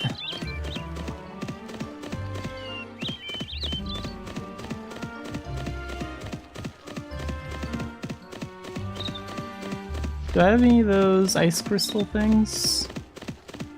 Oh yeah, I do. I have one over here. I'll need that to make an ice bridge. I probably have a bunch of them stashed in a pet somewhere too.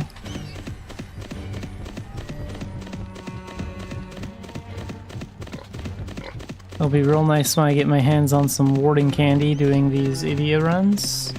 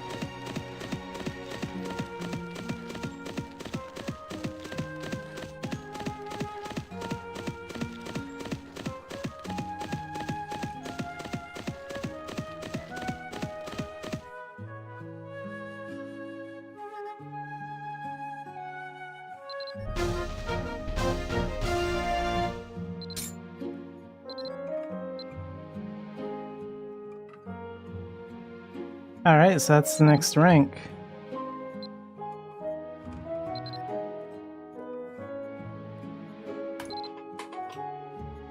How much do I have now? 500,000? Yeah, we'd still have 266,000 left if I bought the camel. We're gonna do that.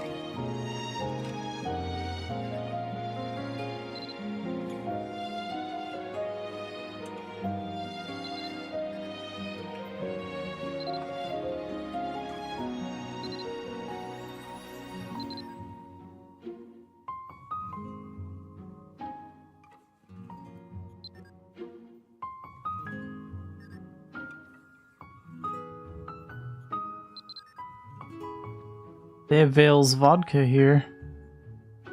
Not much of it, though.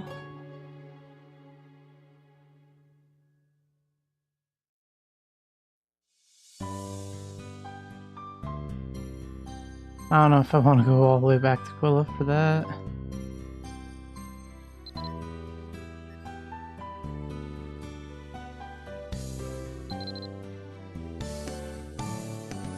Let's see if they have any of that whole barbecue bear stuff.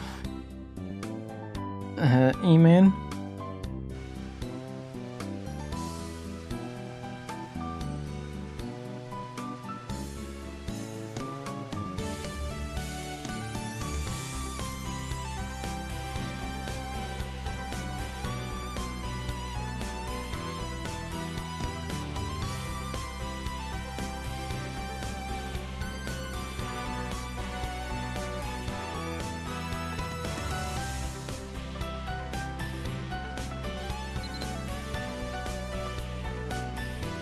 They have 74 of that.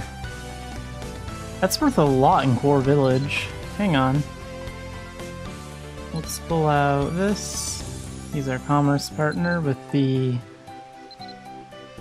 camel here.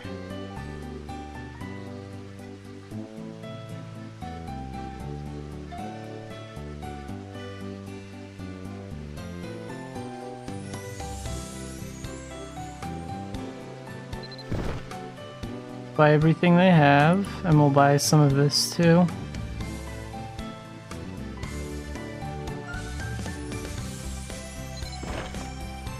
Since there's a little bit of extra room.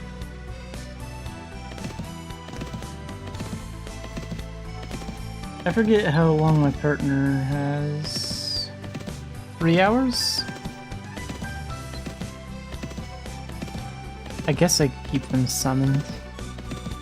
You get an extra bonus if you keep them summoned, but you can cancel the summon on them if you want to. Like that. Just use them for the weight increase.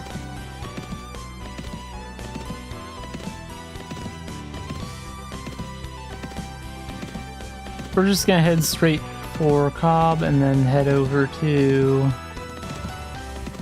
Willa again.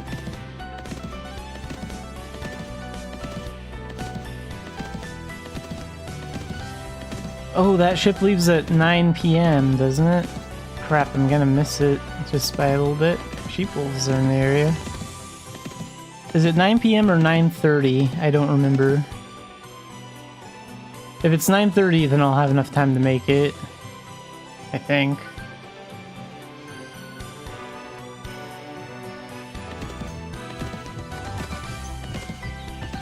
Well, maybe not. It is all the way on the other side of the map.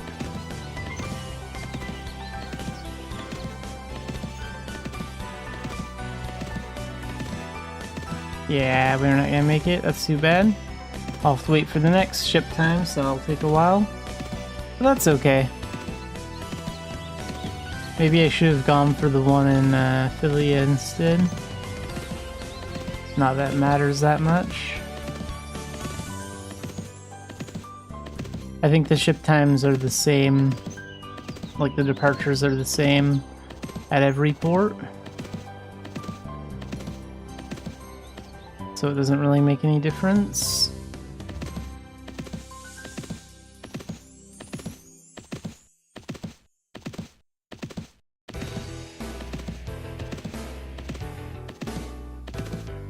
Yeah, when was that departure time again? Let's see.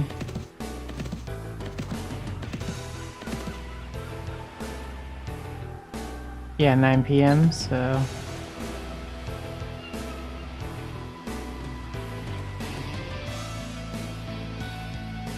The next one's at 3 a.m., is that right? That's a long time.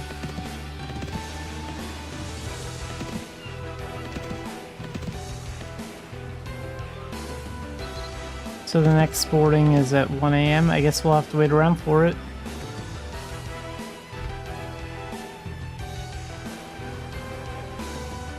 Save a little time on my doll bag while I wait.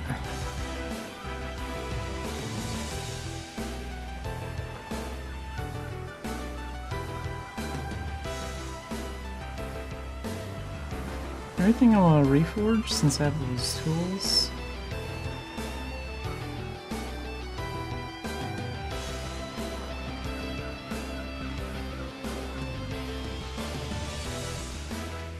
I don't think I can do it while I'm mounted. Let's see.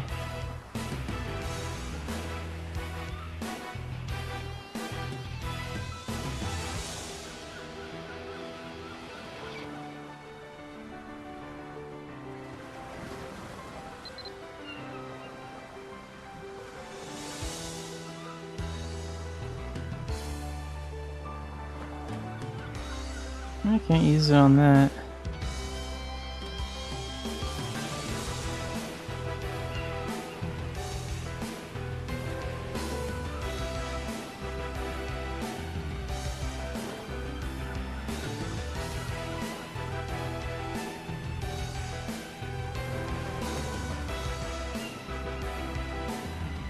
Three attributes.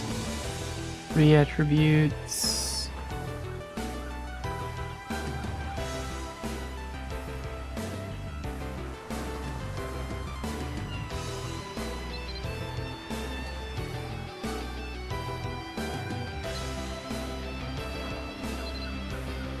I try using these ones instead.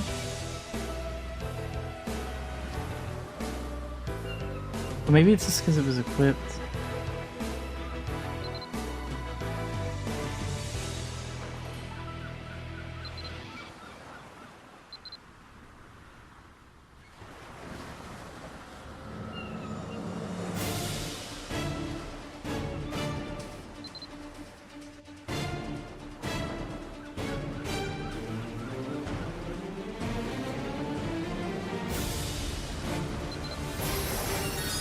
There we go.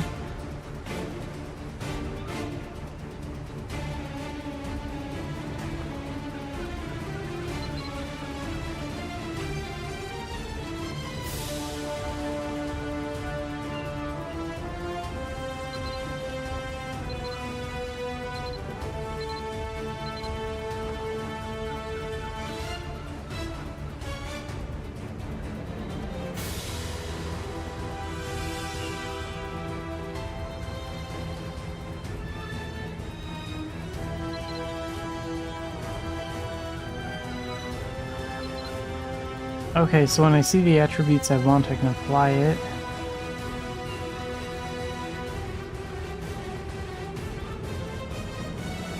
Need to keep an eye on that time.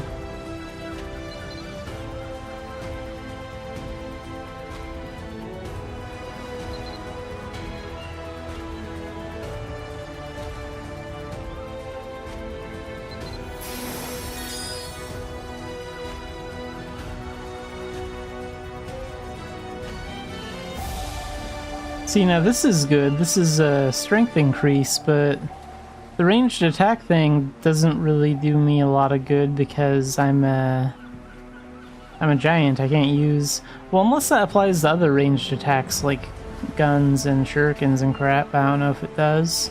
I think it might just apply to that one, like, bow skill.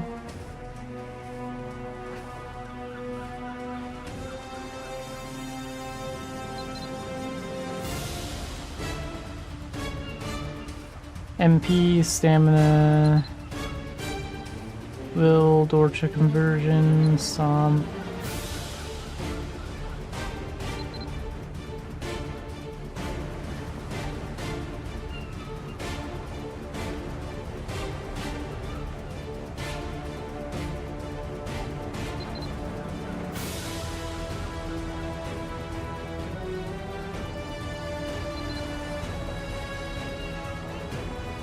Okay, let's get on the ship.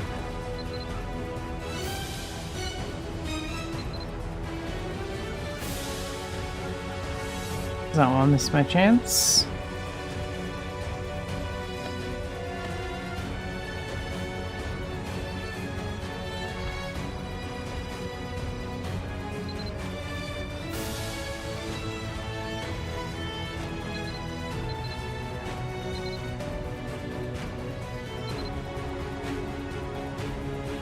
Nova Blast cooldown reduction. I don't even think very many players use that transformation anymore. Gravity Well, that's an astrologer skill, more dexterity, and critical. That's not too bad.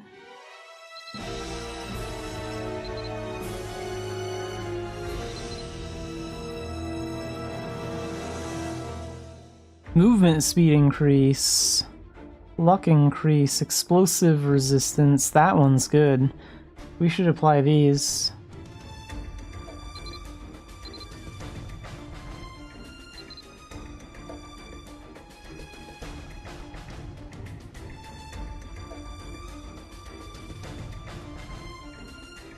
So now this gives 25% movement speed because it has the set effect of 10%, and we also have that 15% right there that we just got. So that makes the fleet feet better. That's great for a slow giant like this character.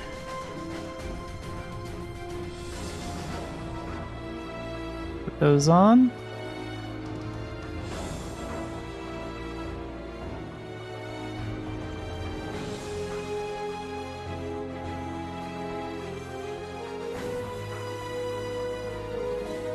Wonder if he feels faster. Maybe a little bit, yeah. I think I can already tell the difference. That's good.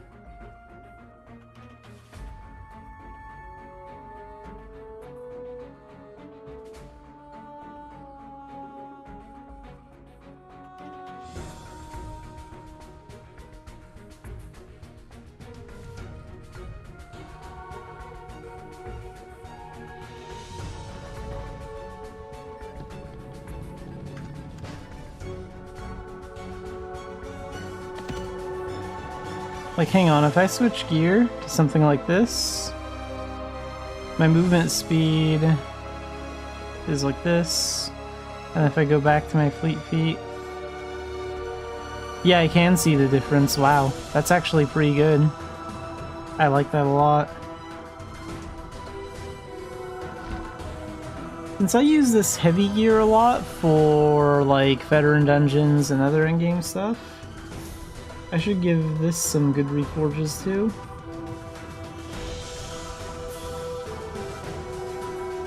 So let's unequip it. Put it there for right now.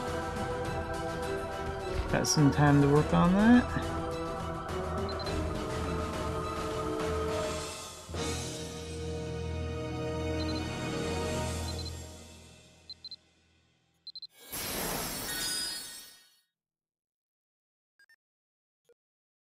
Now that's not too bad. Torture conversion, dexterity, sharpness. So that's for a transformation that I don't have. Okay. The defense, wind alchemy, HP. I wonder if I could get a movement speed one like I did with the other one. That'd be kind of cool.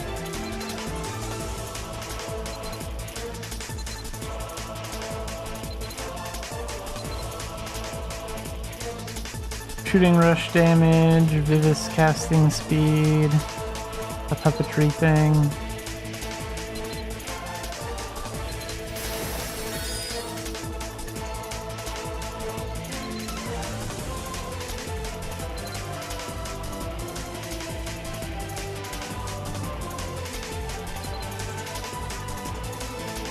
Movement speed up by 9%.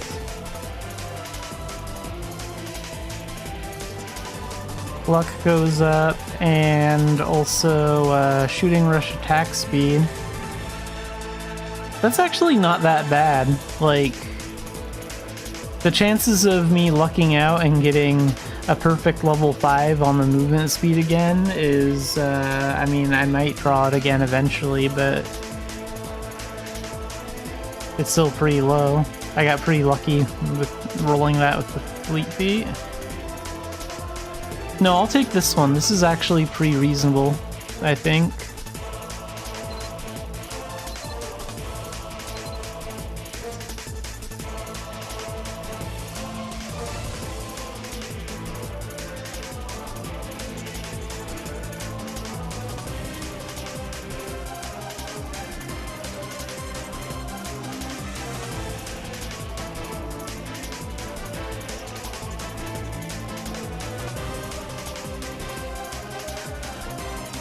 can do something with that later too.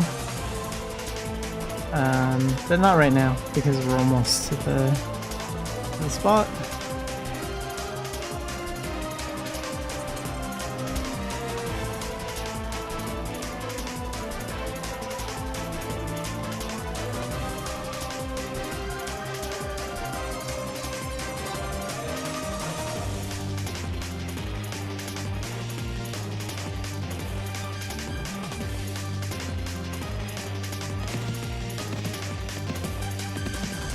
Okay, so we're still taking this stuff to core?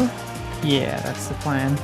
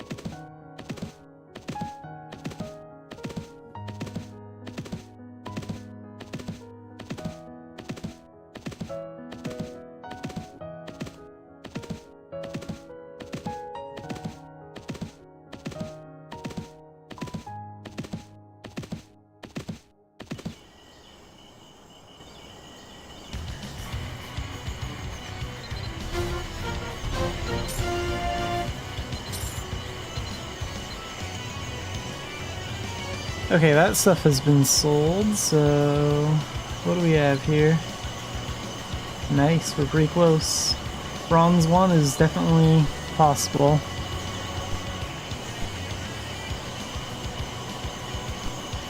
I think what I'm gonna do is I'm gonna get Bronze 1 tonight, and then we'll do a little bit more tomorrow.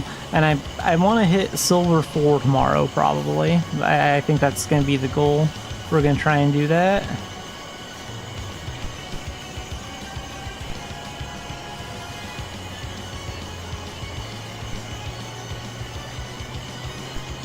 I don't know if I'll succeed, but we'll definitely get at least Silver 5 tomorrow.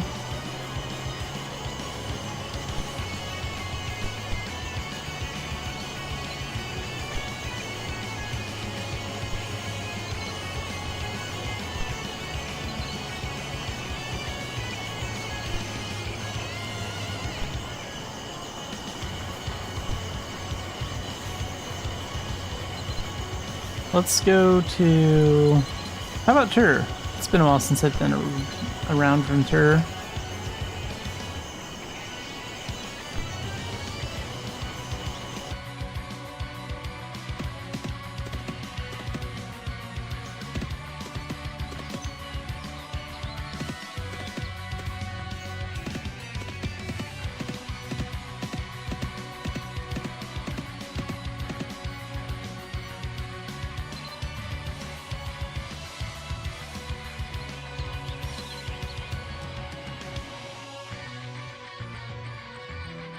So this is worth the most in Taro right now. We'll take it there for 67.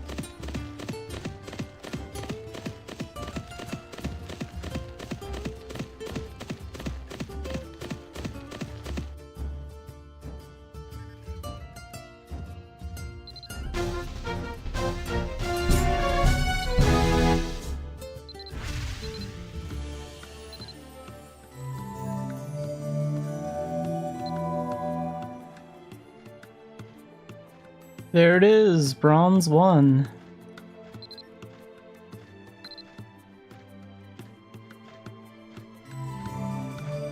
Okay, I think that's good enough on the commerce for today. Let's wrap things up.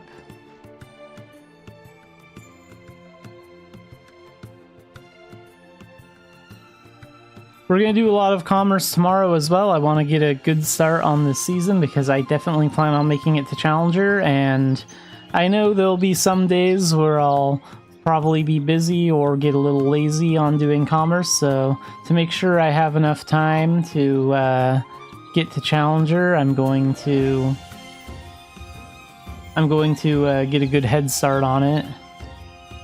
So we're definitely going to reach Silver 5 tomorrow. That's definitely the goal. I might push for Silver 4 tomorrow, but I just don't know. That might not happen. But